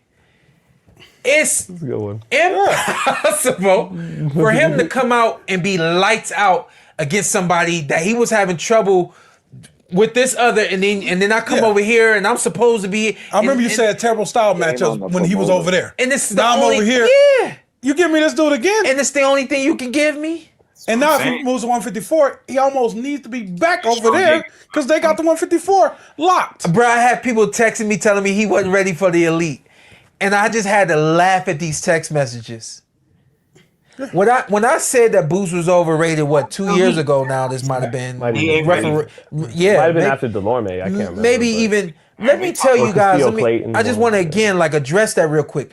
I wasn't saying that he was overrated. What I was saying was that you guys hold him in such high esteem, and he hasn't gone through the overpraised, not overrated. Abdullah Mason experience of being a young fighter going through some heat, a young fighter going through a knockdown, anything. I'm not saying that he got to get knocked down. Fights he has is why he gets praised like that. He's got 30 fucking fights. Right. And then you see the part of the reason why those better names ain't getting in there because they making excuses not to get in there with him. Like, oh well, he got to do this and that. Nah, man, you got to get that man the opportunities. And he say people saying texting him that he ain't ready for the elite. Who the hell is the elite at 147 that he ain't ready for? Let's just start with the champions because I don't see a problem. I think all those fights would be good, but I think he'll be the favorite in each of them damn Boots things. would be undisputed. Got a real good chance of beating them all. So I think overpraised is the better word, man. Overrated, you got to do more than win a couple damn rounds against Boots to impress me, bro. Before I start writing him off as overrated. What makes him overrated? Would we basing it off Karen winning some rounds? when like I said, fights before this, dudes was sifting through his fights trying to find a definitive round that he lost. I don't know, man. That again, scratching at rounds. Senior was good. The Rise podcast in the building was good, bro. What up, Ant? You gotta living in America. You gotta be tested. Shout out to Andy. You gotta be tested, I believe, accordingly to keep sharpening your iron, man. You keep sharpening your shit on people that's not as good as you. You run the risk of complacency and not growing. You get what I'm saying? Not elevating as a fighter. How do you get better if everybody you're fighting is people that you're supposed to beat up? Let's call it what it is. I don't need to see no mid-level fight for Boots.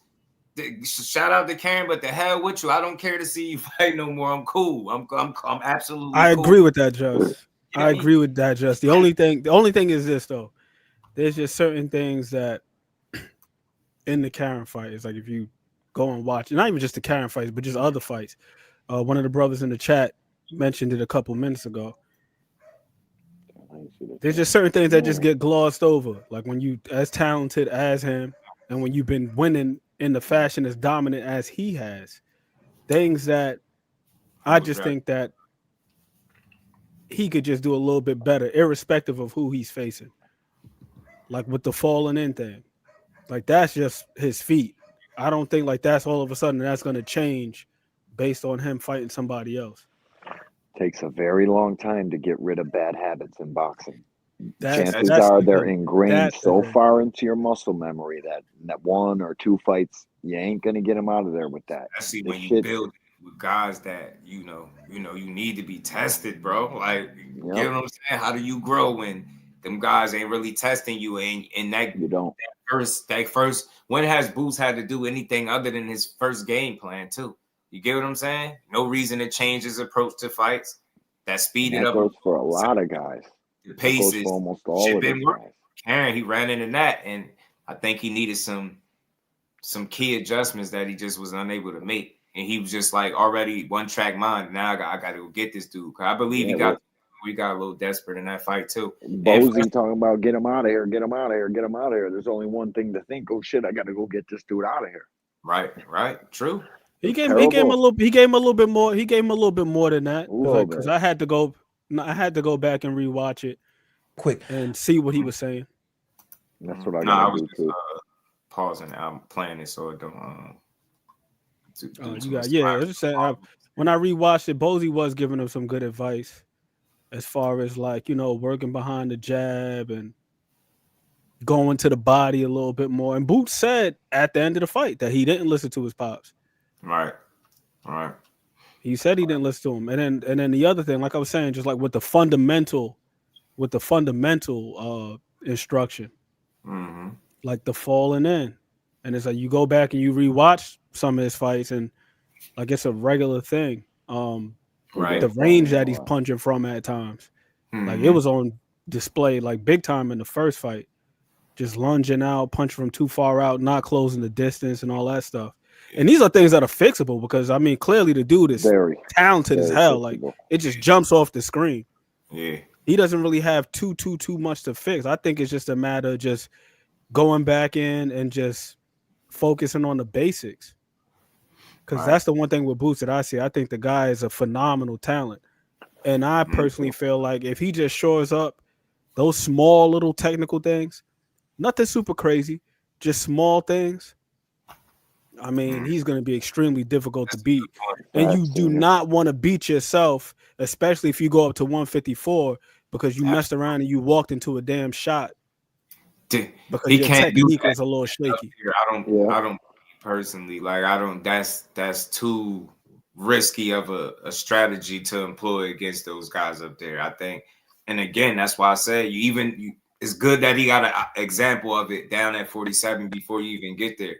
I think what we did learn from Karen is it's time to add to your game and tweak them little, make them minor tweaks and add. You got to add. I need to see more creativity, man. I never thought I'd be saying that, but from seeing it from Karen, that's what it was. Like, needed another way to get to him.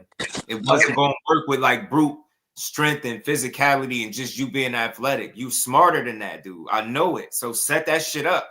Do something different. That he provided you with something different. He showed you a different look. What did you do different, really, from the first fight? I seen a little bit more patience early, but then after a while, it went right back to, I was very reminiscent of the first fight. It really was to me. Outside of the knockdown.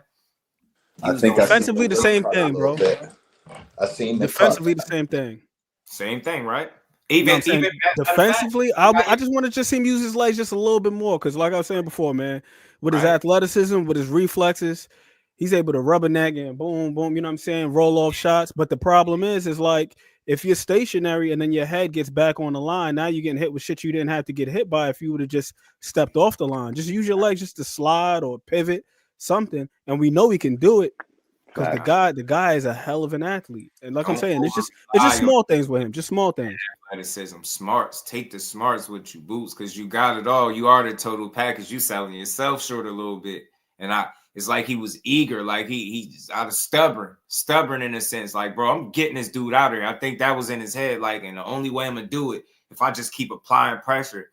Now sometimes it's all right to ease up off your guy and look, see what's in front of you and create some shit for yourself. And I just didn't see that. I just seen like a one-track mind. I'm gonna go get this dude. And like y'all said, some of the advice was him saying get him out of there, but he was saying some other good stuff, like y'all was just mentioning. Senior made a good point. Been telling him to bend at the knees and work behind the jab. And that's what Brian Norman Sr. was talking about, locking the knees and stuff like that. Standing a bit straight up too. You seen it with some of the clinches, being frustrated. He said he didn't get frustrated, but that's bullshit. I clearly seen frustration. You handled it well, but you were frustrated. I was for you, seeing him keep tying you up. I'm like, bro, you don't have an answer for that clinch. You don't know what to do when he tie you up. Like, you don't know how to go about getting your hands free, your arms free. You looking over at the ref to separate you. Mission accomplished. Rinse and repeat for him. Survival. Yep. He was good with the clinch, and that's because he was gassed a little bit. That cut affected him a little bit this time. You could tell. I ain't never seen Boots even close to tired. This fight, he was tired. The whole middle of the fight, allowing clinch. Like, normally he'd have fought that shit off. He would have put a combo into his stomach, and he wouldn't have been clinching too much long. He was okay with it this time. I study Boots. Boots is one of my favorites. I've seen a lot of flaws. The only flaw I seen in him before was the knee thing. Like, he gets stuck a lot. He falls in. Right. And that's what he's saying, because he don't be using the legs that he do got. Like, you don't have to, bro. You don't have to be getting stuck, as you put it. Like, complacent. Bro, getting stuck in them clinches, pissing me off. I'm like, Boots, man, you strong. Real you mad, get dog. your arms free and work with the free hand. I love to see the adjustment Benavidez made with Plant from the first half to the second. He was like, oh, you want to clinch and the referee letting you do it? I got you. I'm going to get the hand free. I'm going to work. And I just wasn't seeing it. I'm like, Boots, you allowing it. Like you said, he was falling in, fighting too tall at times, legs all straight. I don't know, straight leg. Zach B was good with the feints, right? That's why I said creativity was missing, and I think because the fight was on, and it was just he was in the fight, and I think he made it more of a fight than it had to be. To be honest with you, could have made it more of a boxing match. It don't hurt. I think that would have allowed him to see things through, man. And again, that's why I appreciate Crawford, because he slowed the pace of the fight down, and you'll see him set shit up. He get knockouts not because he the hardest puncher in boxing, because he's setting them shit up. That's part of it, though. Obviously, that is part of it. My boy cracking. Creativity, man. That dude's smart. Like, I ain't saying Boots is, but he's still operating mostly. I'm gonna keep saying it. Athleticism and you know, just your sheer brute strength. You know what I mean? Reflexes and shit like that. That doesn't win you every fight. But why I'm not gonna, like, you know, I ain't gonna kill him about it, because again, it's only the first real situation where you look like you needed to be doing something other than what you was doing. Yeah. Typically, whatever it is you do, you good doing it. This fight, you like, and even in the first one, you like things that you needed to be doing differently that you just weren't able to do in the ring. This is a good thing for him, because he wasn't getting no wreck off. Nobody wanted zero smoke. Now everybody sees a little flaw, so they want the smoke now. So this is a good thing for Boots. I hope Eddie can get him to fight, though. Like, real shit. A lot of people don't want to work with Eddie. Right. Like, the top guys, Bob Arum, I mean, he does a little bit, but this shit's scary for me, bro. Especially Shakur and Boots are both with this guy. He gotta, man, we gotta get some fights. We gotta have him. Humble dragger. Bomac is an underrated trainer. It ain't just Crawford. He can coach. He can coach guys to win. Like, I think that's why Keyshawn is growing the way he growing too. I think they got a mixture. Like, you got a good product with the fighter, but you got his ear. Like, and you seen the difference when the one fight that Bomac wasn't there. Remember, he got locked up. And Keyshawn Air Albright, wasn't that the fight that got took back to? He lost maybe a couple rounds in that fight, maybe 2-3. You know what I'm saying? People overreacted. Got right back with Bomac, went right back to what he do. I don't think that's a coincidence. I think they got a nice little system. I think he trusts style. He got his way he teaches. These guys got a little bit of power with the way he teaches you to put punches together and set shit up. It does extremely well if you got a little bit of pop. You can knock some shit out, he'll take you to the promised land. He got that mean streak to him. That's why people making the Bud comparisons. I always like to put it in its proper context so people don't just run away with hearing that Keyshawn is Bud. No, but he showed some qualities, man. And that they got a lot of similarities. Some of the good things about Bud, like you see it with Keyshawn. He a little mean in there. He want to hurt, want to fight a little bit, but you know he can box too. So just got to keep growing, keep putting that work in, keep training with them world class. I think that should keep him sharp too, man.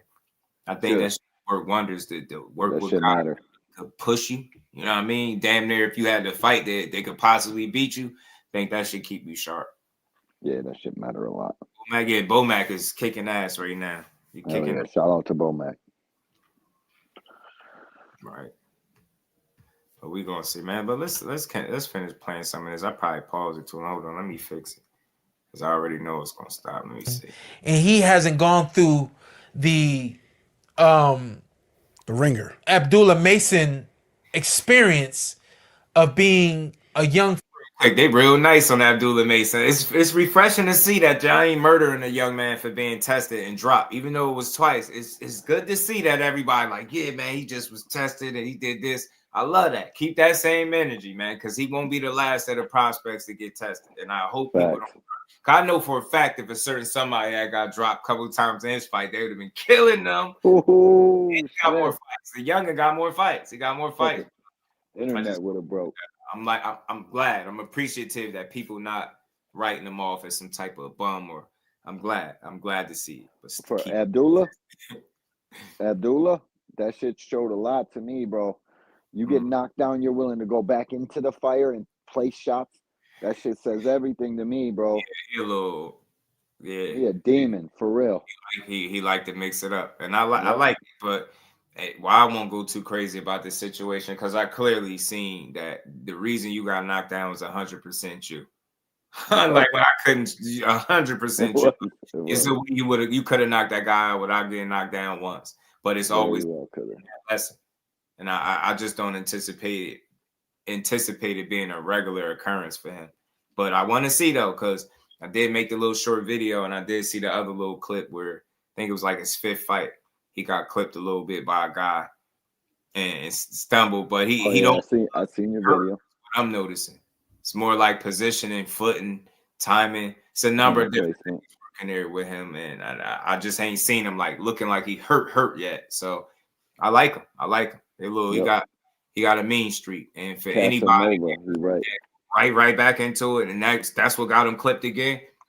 You gotta appreciate that. You got to. So I like it. But again, I'm watching though. You did get dropped twice. Those was clean shots. Like I said, I think it was him just being, too eager and aggressive and getting caught in between shots. He was on a mission. He was coming to smoke dude, and I like it. You know what I mean? Like his attitude. He fight like he know he don't get paid for overtime. You get what I'm saying? He punching too, bro. He got the God-given bone density. He punching. Put some shit on your chin. Yeah, I just thought he was a little eager. You know what I'm saying? You see that clip, Joss? He ain't allow him to see. Shakur giving him advice. Say it again. You seen the clip? Shakur giving Abdullah advice? Nah, I ain't catch it. Top rank literally just posted a couple minutes ago. I just posted in the chat right there. Wow. All right, bet. I'm gonna play it. Shout out to my guy Alan for the 5-piece.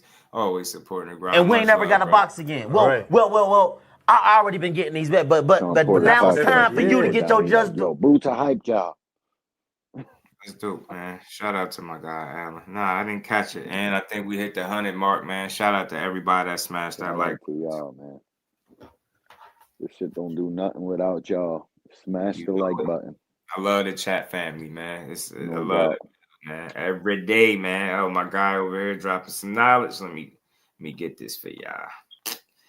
I think that's what make him smart too and keep him grounded, man. I want to see how far he could take that. Well, like far as like with the coaching and shit like that, he be real hands-on with these dudes, and I could tell it's going a long way with the fighters. So I just think it's a positive, man. I think it's dope to be an active young fighter and be trying to, in a position where you could kind of give game and give feedback to the younger fighters. I think it's super dope. Yeah, man, it's wise beyond his years. That's why I trust I trust him as a fighter, man. I think he's smart. I really do. A lot of time people they reduce him to what they feel like he missing physically, and I think it's so much more than that, because we all know they say boxing is more mental than it is physical, right? So I feel like with that always be the case, and you'll hear that from the who's, that's where his strengths are. You know what I mean? He might not be the most physically imposing guy, but as my guy Ant McQueen has pointed out on a number of occasions, he can be physical. So it don't have to be about, just brute strength and punching power, right? But I think that's where he excels at from the mental aspect. And with boxing being exactly that, I think he'd be all right. Shout out to my guy Allen, man. I got you. That's why he is who he is, bro. I mean, I appreciate it, because if it's anybody that know who they are as a fighter, man, it's him.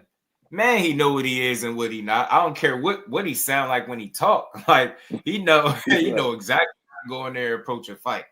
And that's something that's missing sometimes. Like, you're not going to talk him off the ledge. You're not going to talk him, or on the ledge, to do something that don't suit him in the ring. Yo, I gotta exit. My dinner bell just rang. I gotta exit. I got nothing but big love for you. You already know what time it is. Check out the Angry White Man Fridays, 10 p.m. I'll be getting crazy angry. Here, I'm a much different person than I am over there. You know what I mean? Peace and love, Ant. You already know what it is, fellas. Love, man. Peace. All right, let me pull this down. Yeah, we get into it, man. We're going to get back to the little Boots conversation real quick. But pit stop, y'all. We do what we want over here. We running this shit, man. I just like little shit like this, though. Dope. Top Rank know what they be doing, too, posting them little moments and shit like that. They know what they be doing. It's a good look for them. They said just good. Nope, I got to start that over. 5:35. Showtime Sean Porter took for him to retire to be on the damn video game. They got them braids down packed, I'll tell you that. Got them Showtime SPs down packed. Why is this shit taking so long, dude?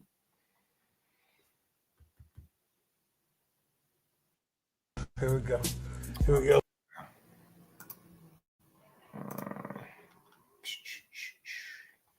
I'm trying to wait for it to load, but why is over there BS in the load, man? Hold on, I could pull it up over here.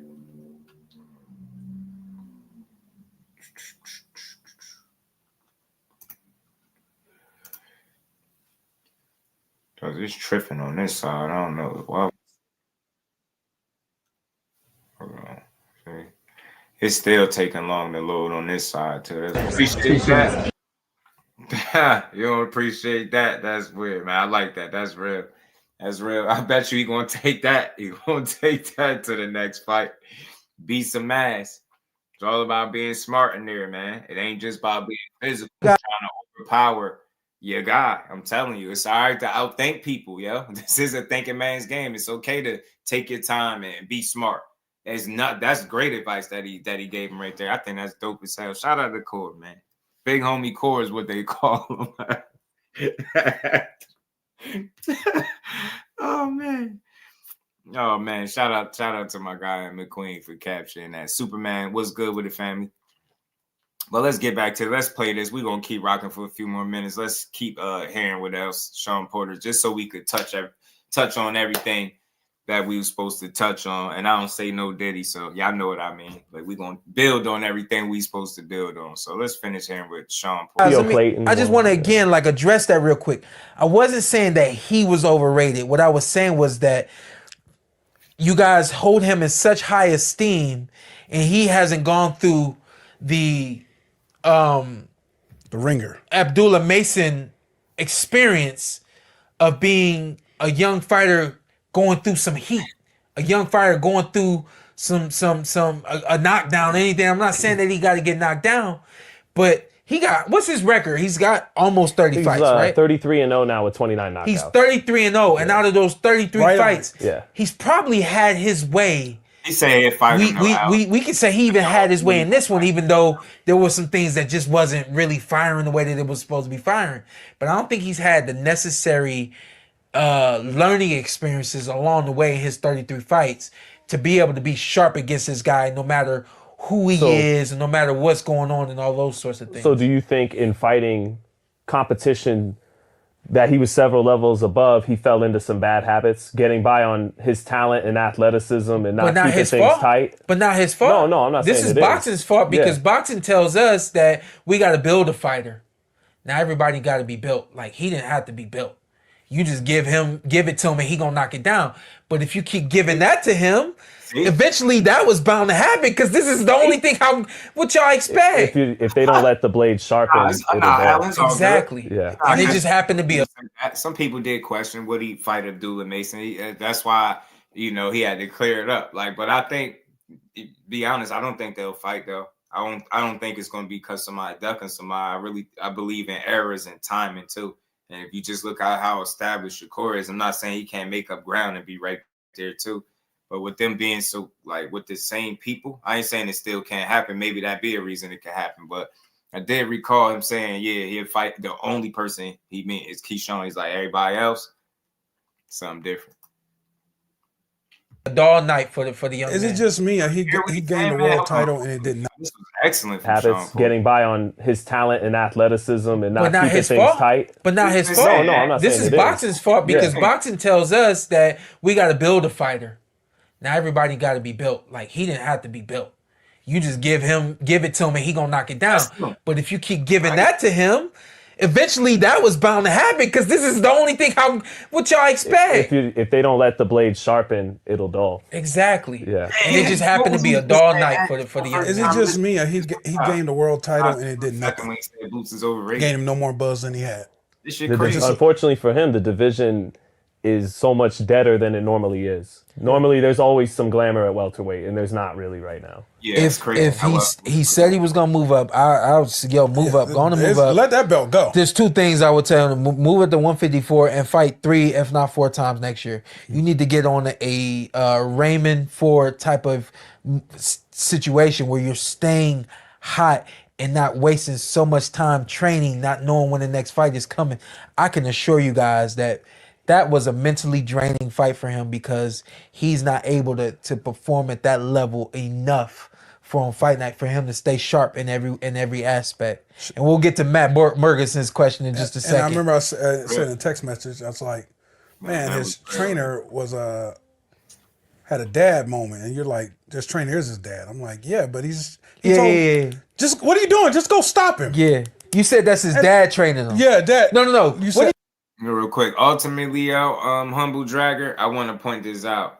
The fighters like Bradman Edwards was saying the other day, the fighters could say what they want. You got to look at the business side of it as well. And people, there's some misinformation about Core and what his drawing power is, but look at Africa, people say the same thing. Oh, he don't sell this, he don't sell that.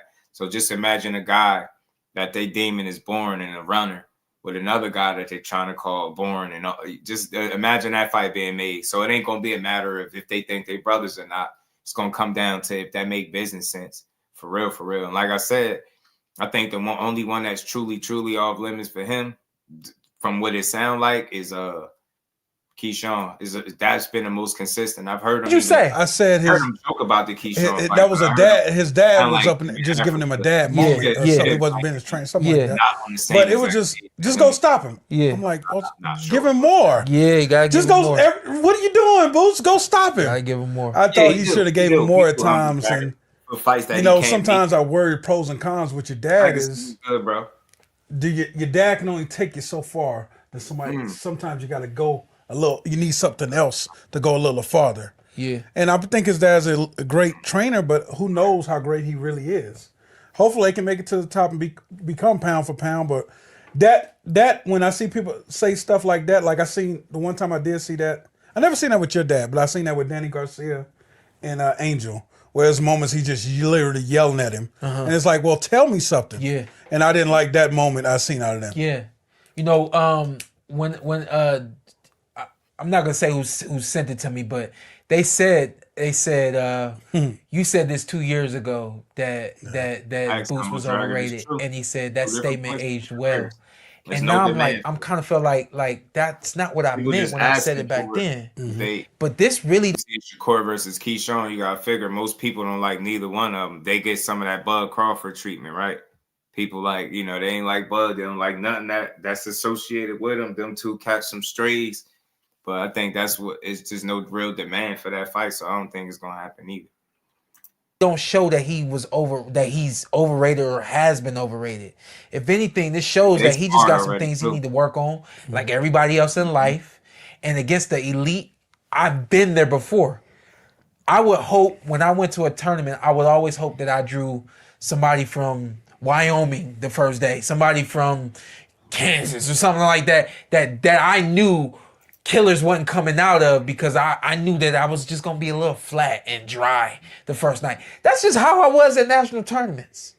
But you put me up against the Daniel Jacobs and the championship and all those kinds of things, and you got lights out performances. The same thing with this kid right here. It's not that he's overrated. He's not overrated. It's not that he's too good for his own good. He's not.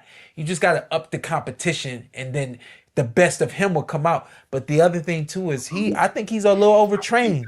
Coming down to 47, a little tweeting overtrained. about just did 14 rounds in the gym with the steak knife emoji. And it's like, it's a lot of sparring, man. That's, that's awesome. He's a Philly fighter. They love to spar and spar and spar. But little overtrained. How about less rounds in the gym, more rounds? Oh, that too. That's another thing. It almost be making you feel like it's a sparring match.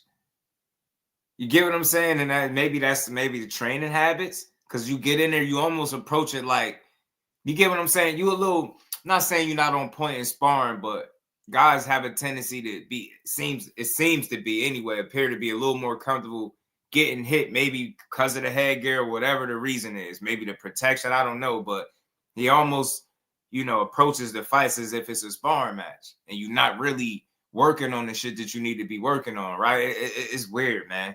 It's a lot. But I think ultimately, up the level of competition, you get a better product. I do. You know what I mean? Come out of Omaha, Bronze man, what's good with it? Bud Crawford is and then the biggest thing I worry about is moving to 154. Let's go back to the dad real quick. Let's go back to the dad real quick, because I heard it too, and I think that there's an expectation coming from dad / coach Bozy, and the expectation is, I know how great you are, and we got to show them. And round after round, that's basically what he's saying. Okay. Get him out of there is basically saying, you great, what are you doing? And sometimes it's hard for you to come away from who somebody can be and who they are, because of what they're dealing with. And it's like he was dealing with somebody with a slightly unorthodox fighter who managed to find some sort of timing and things of that nature. And Boots was just a little off. And I really do think he's overtrained and he needs to move up to 154. But from the dad's perspective, if anything, because I know that they watch shows and stuff like that, if anything, he just need to understand that the crowd they listening to you. And TV listening to you. If your instructions ain't what we perceive to be good instructions, everybody gonna criticize you. I'm gonna stand up for you and tell you, I know what you're saying. You're saying your son great, do what you gotta do. And every round when you say do what you gotta do, my dad used to say this to me. He said, do this so I don't have to say it on fight night. Do it now so I don't have to say it on fight night. On fight night, I shouldn't have to scream this and that directive to you. But for TV and for the fans at home, when you scream out those good instructions, we look at you and say, oh yeah, that's good coaching. But sometimes it's already been handled in the gym. Right. Go be great, And so his son, he was just telling his son, be great. What are you doing? Like Roger would tell Floyd. Oh yeah, he needed to go. He needed to go a step. He needed to go a step further. Floyd Mayweather like things. He needed to go a step further on fight night and tell him to go to the body. I feel like that was the number one thing missing, was going to the body. I just feel like, again, like I just mentioned, Floyd. Floyd would say some guys are straight up and down, no special effects. He's trying to get to the special effects too quickly. It needs to be a little more straight up and down, and that's. It's funny because a lot of the adjustments I think he needs to make happened 20 minutes before he got in the ring by Bam. Yeah. You call it getting jazzy, right? Yeah. When a guy loosens up and now he's in a rhythm and now he can pull all the sauce out, all the things out of his arsenal, but I imagine before you get to that point, you have to establish the jab. You It's have got to to be real structured. Yeah. You gotta set the table, before you eat. And I think that's it. I think like the reason why I wouldn't sell my Boots Ennis stock, and I still expect him to do damage at 154 when all of a sudden his stock is lowered. Yep. He's got the shit that you can't teach. You can't teach heavy hands. You can't teach blazing hand speed. You can't. He's relying on his reflexes and athleticism too much, but you can't teach it, and he still got it. And you could always at 27 tighten it up a little bit, and I'd be very surprised if he tries to pull out the same type of defensive looks against Virgil Ortiz or Bakram Murtazalia that he did against Karan Jukajan. So, yeah,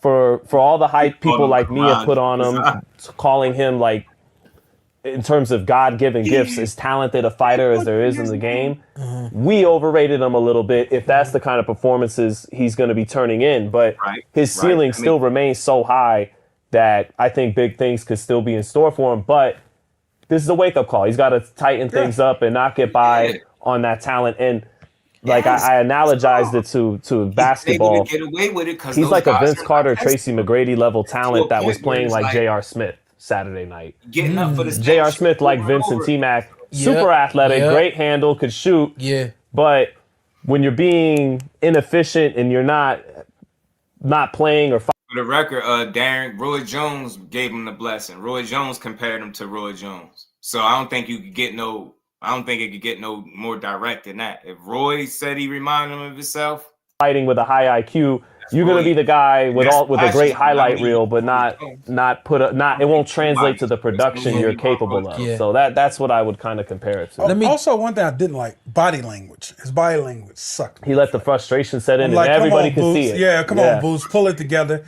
And I think everything added up is I didn't get to defend my title against another world champion. I'm fighting this guy in a rematch.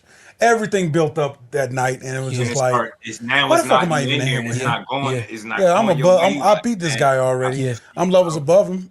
So let me explain this real quick, because you'll look at this in every sport. It's the same thing in every sport. When you have a game plan, that game plan, that means you have what? Structure. There's certain do's and don'ts depending on who you're going against. Football, basketball, you look at it, you name it. Any sports we talk about, there's do's and don'ts to the sport, And the same thing goes with boxing. For this guy, he needed to establish his jab, and he needed to get to the body. And he has a great jab, and he's a great body puncher, but neglected both. He needed to go to the body, and he needed to get away from the athleticism and things like that. So He was just trying to get the KO. Moving forward, maybe that too. Kenny used to that's his fight at home too. Kenny used to accost Sean in the middle of sparring and go, I know you want to do your Showtime shit, but you need to do what I'm telling you got to do. You can't say who he can't beat till you see the fights. We all feel like this or that guy beat this or that guy until the fight happened. I'm pretty sure you made a prediction wrong. You got a fight prediction wrong. So you can't just, label him food for a division he ain't fought in yet. You get what I'm saying? I don't think he's food for no division that he in, because he that type of talent. You just got to take the talent and the smarts with him. So first, before you could do the Showtime, right? Or like you said it, he skipped eating his vegetables and went straight to dessert, and it was like round after round. It was like, I'm trying to eat this dessert, and I gotta eat my vegetables. I gotta go to the body, get more basic, and just do what needs to be done. And I think that's been another thing that's hindered us against the Europeans as well. They're very structured and very sound, and we get a little we're a little wider with our punches, a little more jazzier, and the straight shot stuff gets there a little quicker. You know what I mean? That's how he ended up getting caught quite a few times on fight night, because the structure stuff sometimes is just cleaner when the other jazzy stuff is a little messier, for the sake of words. They're not as creative or dynamic or even, let's say, talented. But they keep everything tight. They constantly feint and probe. They do the little stuff that. So look, let me ask you this, smart guy. You ain't never got a prediction right or wrong. I ain't talking about this one. So everything you predict happened, right? If you say that, I'm done talking to you. My point is exactly what I said. All of us pick fights, and we've all been wrong. That doesn't validate your boxing knowledge. I don't know why people think getting a fight pick wrong means you know boxing. And if you don't get it right, that means you don't know boxing. Like that. Anybody, my girl predicted Rolly and Tank spot on the round and everything. When she said nothing, 6 rounds, was it 6 rounds? She said for a fact she knew he was getting knocked out. You think she ain't gonna get up here and tell you she know all the boxing? You know what I mean? She just got this shit right. Anybody can make the difference. Dude yeah. took a knee, and when he took the knee, I was like, "That's the smartest thing he could have did." Yeah. As a fighter, or on the other side of that ring, that was the smartest thing that this kid could have did, and saved himself from getting knocked out, but also got him rounds further.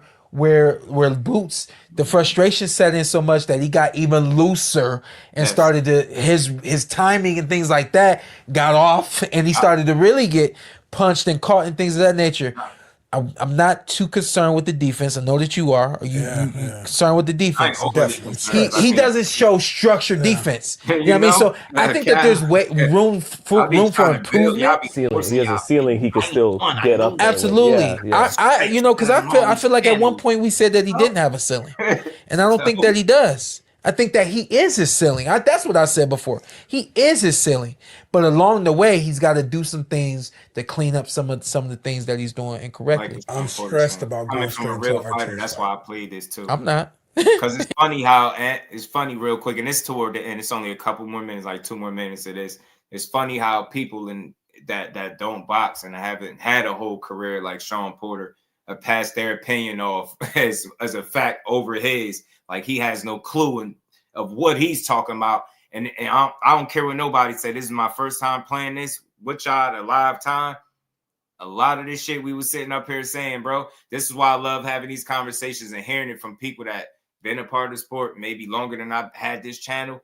And he said a lot of the same shit. And I just feel like I know I'm somewhere in the right ballpark when I be talking this shit, man. Especially when we was talking about Boots. He said a lot of the same shit. I'm not gonna overreact because I do feel like he can clean it up. I think he's young enough, talented enough. I think you need those examples so I don't know, you kind of think that he need to be humble because he was already humble to me, but you still need those examples to know where you need to improve at. You know what I mean? Now and again, you just need a refresher, bro. You just need a refresher because I'm pretty sure all of these things that he's capable of doing, he's done in the past. And when you get like you were saying before, you get acclimated to a certain level, you're having success. It's very easy to neglect those simple things. Get me? And this is why I was saying to you the other day, I feel like the Saturday night lost to the superior talent. Right. And I'm just talking about in terms of application. Right. So all of the things that Karen was doing, he was operating off of smarts. Yes. He was operating off of smarts, like taking the knee. He would throw his shots, get the hell off the line, use his legs.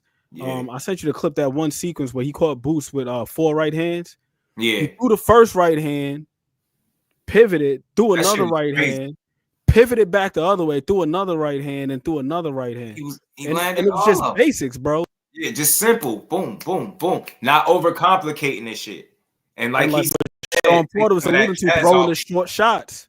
Not gonna throw him wide out here, just throw him short. Exactly. Stressed out. What's good with it, family? How you feeling? Stressed out. Boxing in the building. Terrell, shout out to my guy. Shout out to everybody rocking with us to the end of the show. Let me play this last 2 minutes and we gonna wrap it up. Shout out to my bro Adam McLean, man. Always with that. You're not? I'm sorry, man. I believe in the kid.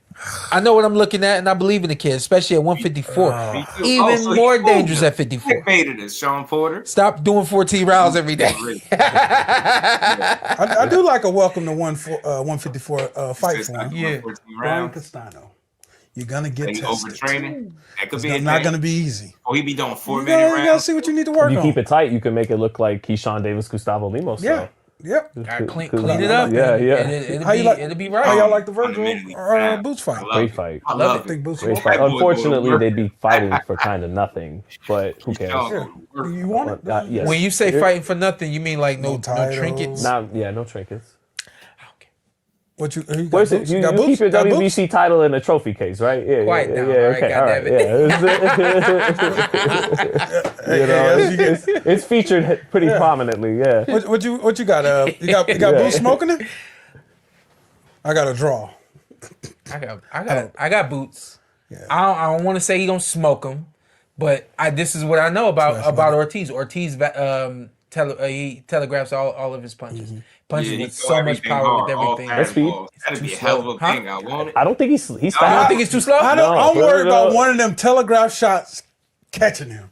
Yeah, well, I mean, Boots is the more versatile talent, the more creative, but it could be all these technical flaws he's been showing lately could be undone because Virgil keeps it tight up here. You can find openings around his high guard, but he does throw everything at one speed, but that speed is pretty fast and very hard. He throws heat nonstop.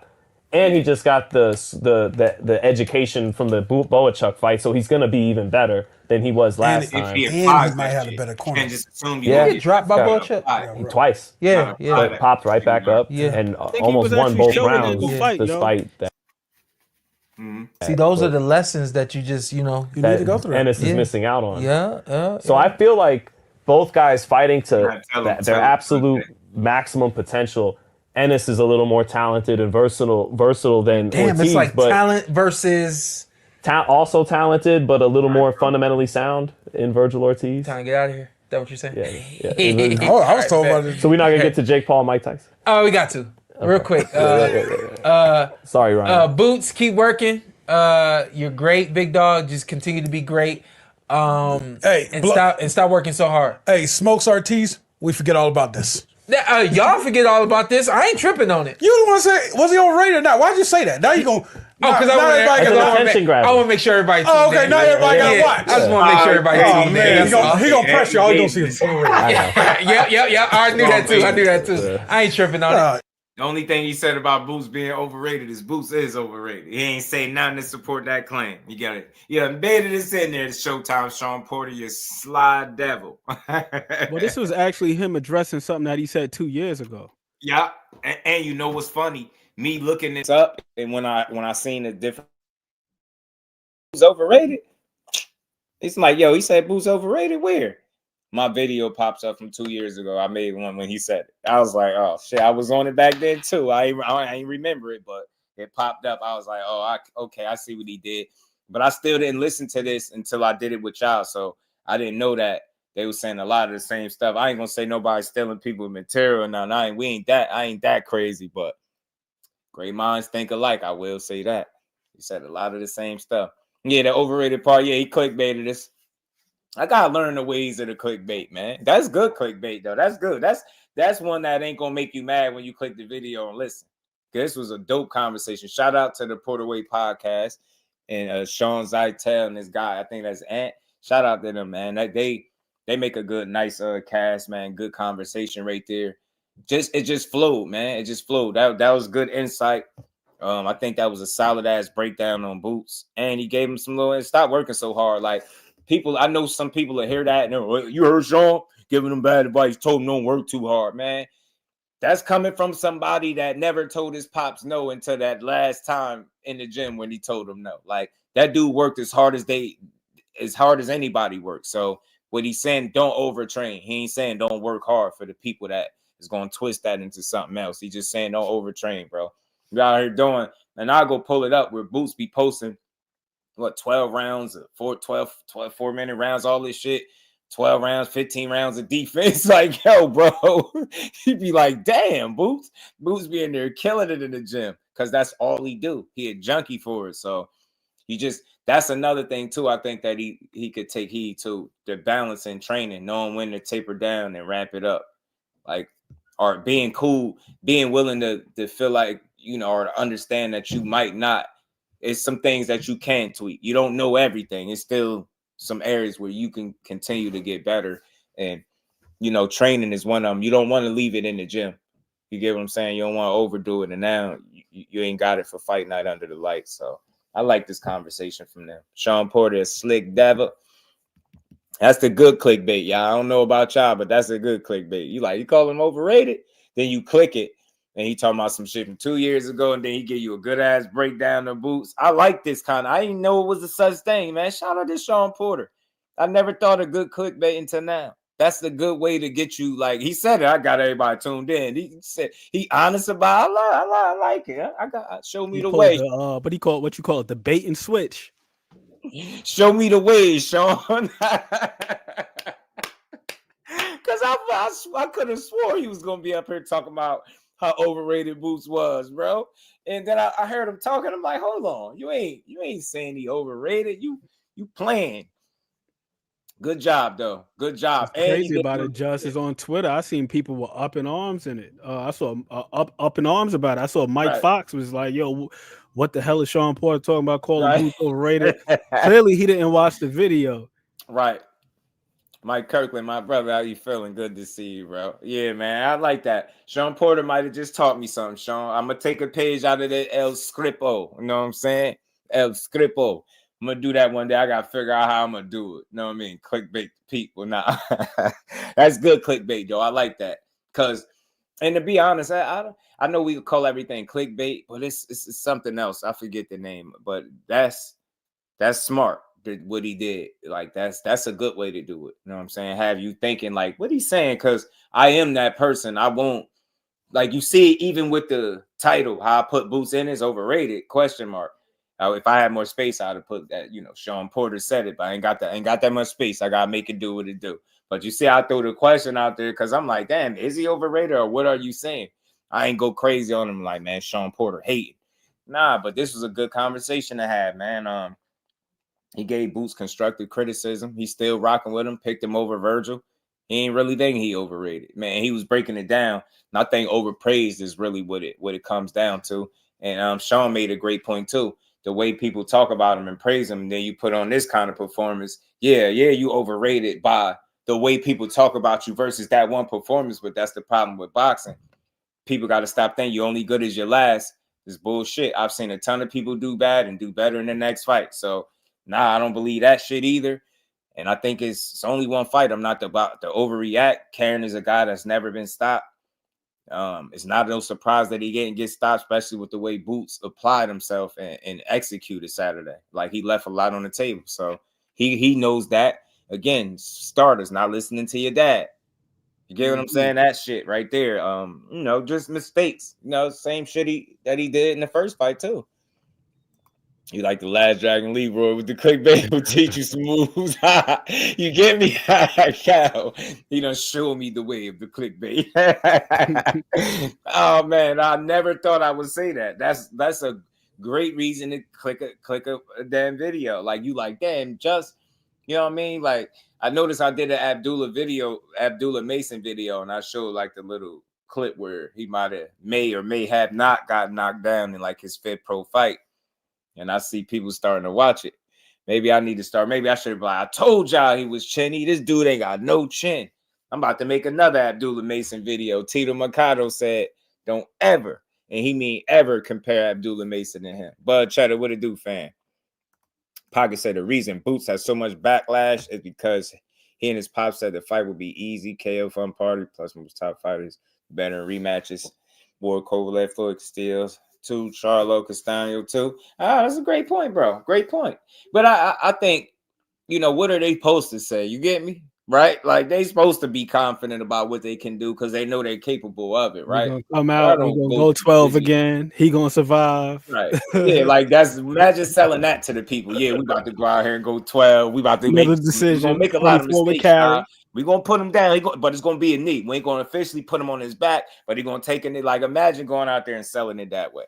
So I get it, you know what I'm saying? But, nah, man, I think overall, it's the overall praise without him, like Sean might have said, having an Abdullah Mason moment or being taken through the ringer. We're seeing it with 30-something fights in now. So we like, hey, man, I thought he was – you get what I'm saying? That's how people like, hey, man. And it's a rematch like bro made. That's a great point Pocket just made with the rematches. People do have a tendency to do better in rematches. But in this case, you know what I mean? I think it's just it's that learning curve for Boots right now. And you at that point where you can make the adjustments while upping your competition. Everybody doesn't have that luxury. Some people, like, if they should put on a fight like that, it's an indicator that they don't need to go to the next level. I don't think that's what it is with you. It's the opposite. You need to be at the next level, which is part of the reason why your performance is not looking like what they should look like. Because again, you know, if that type of performance is against a world-class, top-level guy that you think can possibly beat him, the conversation is probably different. The criticism probably a little bit different. But when it's against a guy that you went 12 rounds with, like bro said, that y'all talking about y'all gonna KO, then you know everybody gonna be looking to criticize. I mean, they was waiting for this. Some people was waiting for Boots to look anything less than Boots. You know what I'm saying? And they was gonna go crazy. But nah, yeah, facts. Shout out to Pocket, man. Y'all make sure y'all smash the like button, sub to the channel. For all those who's rocking with me, we appreciate y'all, man. Always a dope build, man. This was a good conversation, man. Like I said, Tank, they saying Tank possibly for March 1st. That's what I'm getting from my guy. If I get anything different,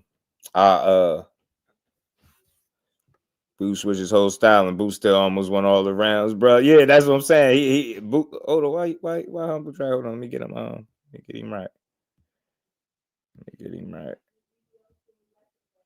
Did he fix it? Oh, I got it back. Appreciate you, Kyle. Appreciate you. Shout out to you. I was about to fix it. I know that probably was a mistake. Shout out to Irvin Mack. But yeah, man, I think that's what it was. Even though Boots said Karen a little to fire, Karen impressed me. Yeah, he not. And I think that's just fighter talk. At the end of the day, he know Karen is a crafty guy, is a vet. And you gotta approach the fight like that. Maybe some of the, maybe he read some of his own newspaper clippings calling him a low tier fighter, because he's not that. He's just not a name fighter, but he's a crafty guy. He got the kind of style that can make you not look like you. And Boots learned that out the hard way twice. You get what I'm saying? So some lessons you got to learn more than once. Maybe that's the case for Boots, but I think like he's in a rare space where, like I said earlier, most people will have that kind of performance, and it'll make the promoters and their teams want to, step back a little bit. With Boots, I think they can continue business as usual, put him in there with somebody that's really going to test him, and make the corrections in the gym and show everybody that you exactly who you say you are. You know what I mean? So, but man, with that, man, that's all I got for today, man. I appreciate everybody. Like I said, rocking with me, man. This is always a dope build, man. Shout out to Brian Norman, Senior, Junior, Greg Hackett, Mills City, YSM. Hopefully that conversation between them brothers result into a fight between Boots and Brian Norman, because I think, that all that shit would be water under the bridge if you can get it. But I don't know. I can't speak for it. I don't know. But, a good old fight solves some issues, man. You know what I mean? It could put you at peace, man. You got to get it off your chest. So maybe after, Boots and Norman Jr. fight, maybe they'd be, they'd figure it out. Don't mess with Texas, my guy. Appreciate you. Shout out to everybody rocking with us to the end of the show, too. As always, I appreciate every last one of y'all. Y'all know it. Y'all know the drill, man. But yeah, man, shout out to everybody. Tank, that's what until I get something different, y'all, I'm hearing March 1st, y'all. Jose, David Morrell and David Benavidez. David versus David is on. They got a press conference coming up Tuesday, I believe, and their actual fight date is February 1st. Shout out to the plug. So they fighting February 1st. That's locked in. That's not no rumor. We good on the David versus David, and I'll let y'all know if we get anything, any potential update on Tank, any other update. You get what I'm saying? So if we do, I'll be sure to let y'all know. I'll be sure to let everybody know. Shout out to my brother Mike Kirkland. Always. I got you, Cal. I tried, bro. Shout out to him because he was up in here. Shout out to him, man. Shout out to him because I appreciate the guy, but I understand. Shout out to Mike Kirkland. Always supporting the grind. For the replay I'm going to catch later on, that's love, man. Appreciate you. Mike Kirkland always supporting the grind, bro. Another dope build for the family, man. And we ain't never got a box again. Well, I already been getting these, but now it's time for you to get your just do. Shout out to everybody at that like button. Shout out to the Melanin Queen, the dopest moderator in the land. Cal Coolett, my guy, Ant McQueen. Appreciate you, Professor Ant McQueen. My good brother, the big homie, Jay Hardcore Boxing News coming up here to build. And my guy, D1, man. Shout out to you. He said Justice Tank in the hospital. I ain't hear no stuff like that. I ain't hear nothing like that, Irvin. But if I do, I'll post it in the community or something. I'll give an update or make a short video. Yeah, y'all about to see more content from me, more shorter form videos, talking my having some fun, man. So we're going to keep building, y'all. We're going to keep building, keep growing. But again, shout out to everybody that pulled up and rocked out with your boy for another dope build, man. We just gave boxing its just due. And with that, man, y'all all make sure y'all enjoy the rest of this good Wednesday. And I'll see all y'all Thursday, 4 p.m. Don't meet me there, beat me there, man. Much love to everybody. And we out. Peace to the fam.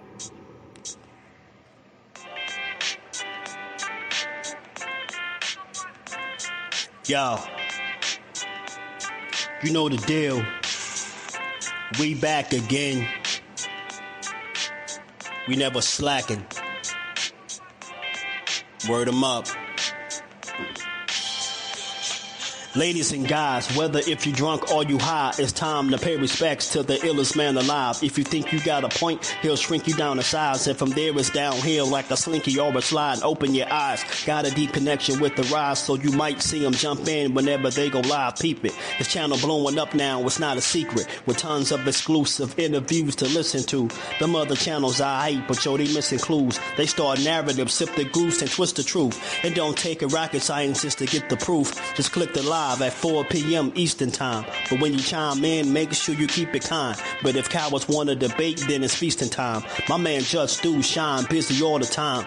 Grind 24/7, 365. Videos he might have 365. My rhyme sick, they make you do a 365. You get a rich if you think you fit to survive. It's Jusdueboxing, time to click the live. Ain't no beginners, if you soft, you ain't down to ride. I crush you, respect too, it's Jusdu.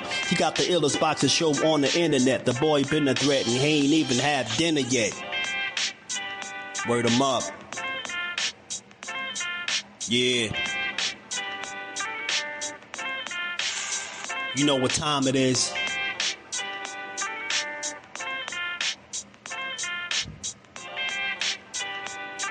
$4 p.m. Eastern.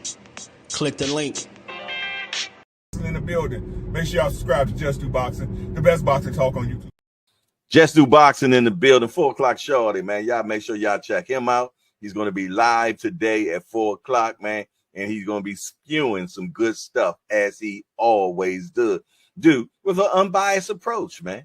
He's probably the most unbiased channel on YouTube. What's going on? And one of my favorite channels, if y'all into that pugilistic perfection, if y'all into that boxing, that's that boy Jusdueboxing here on YouTube. Make sure y'all check out Jusdueboxing, the only unbiased boxing channel on YouTube, because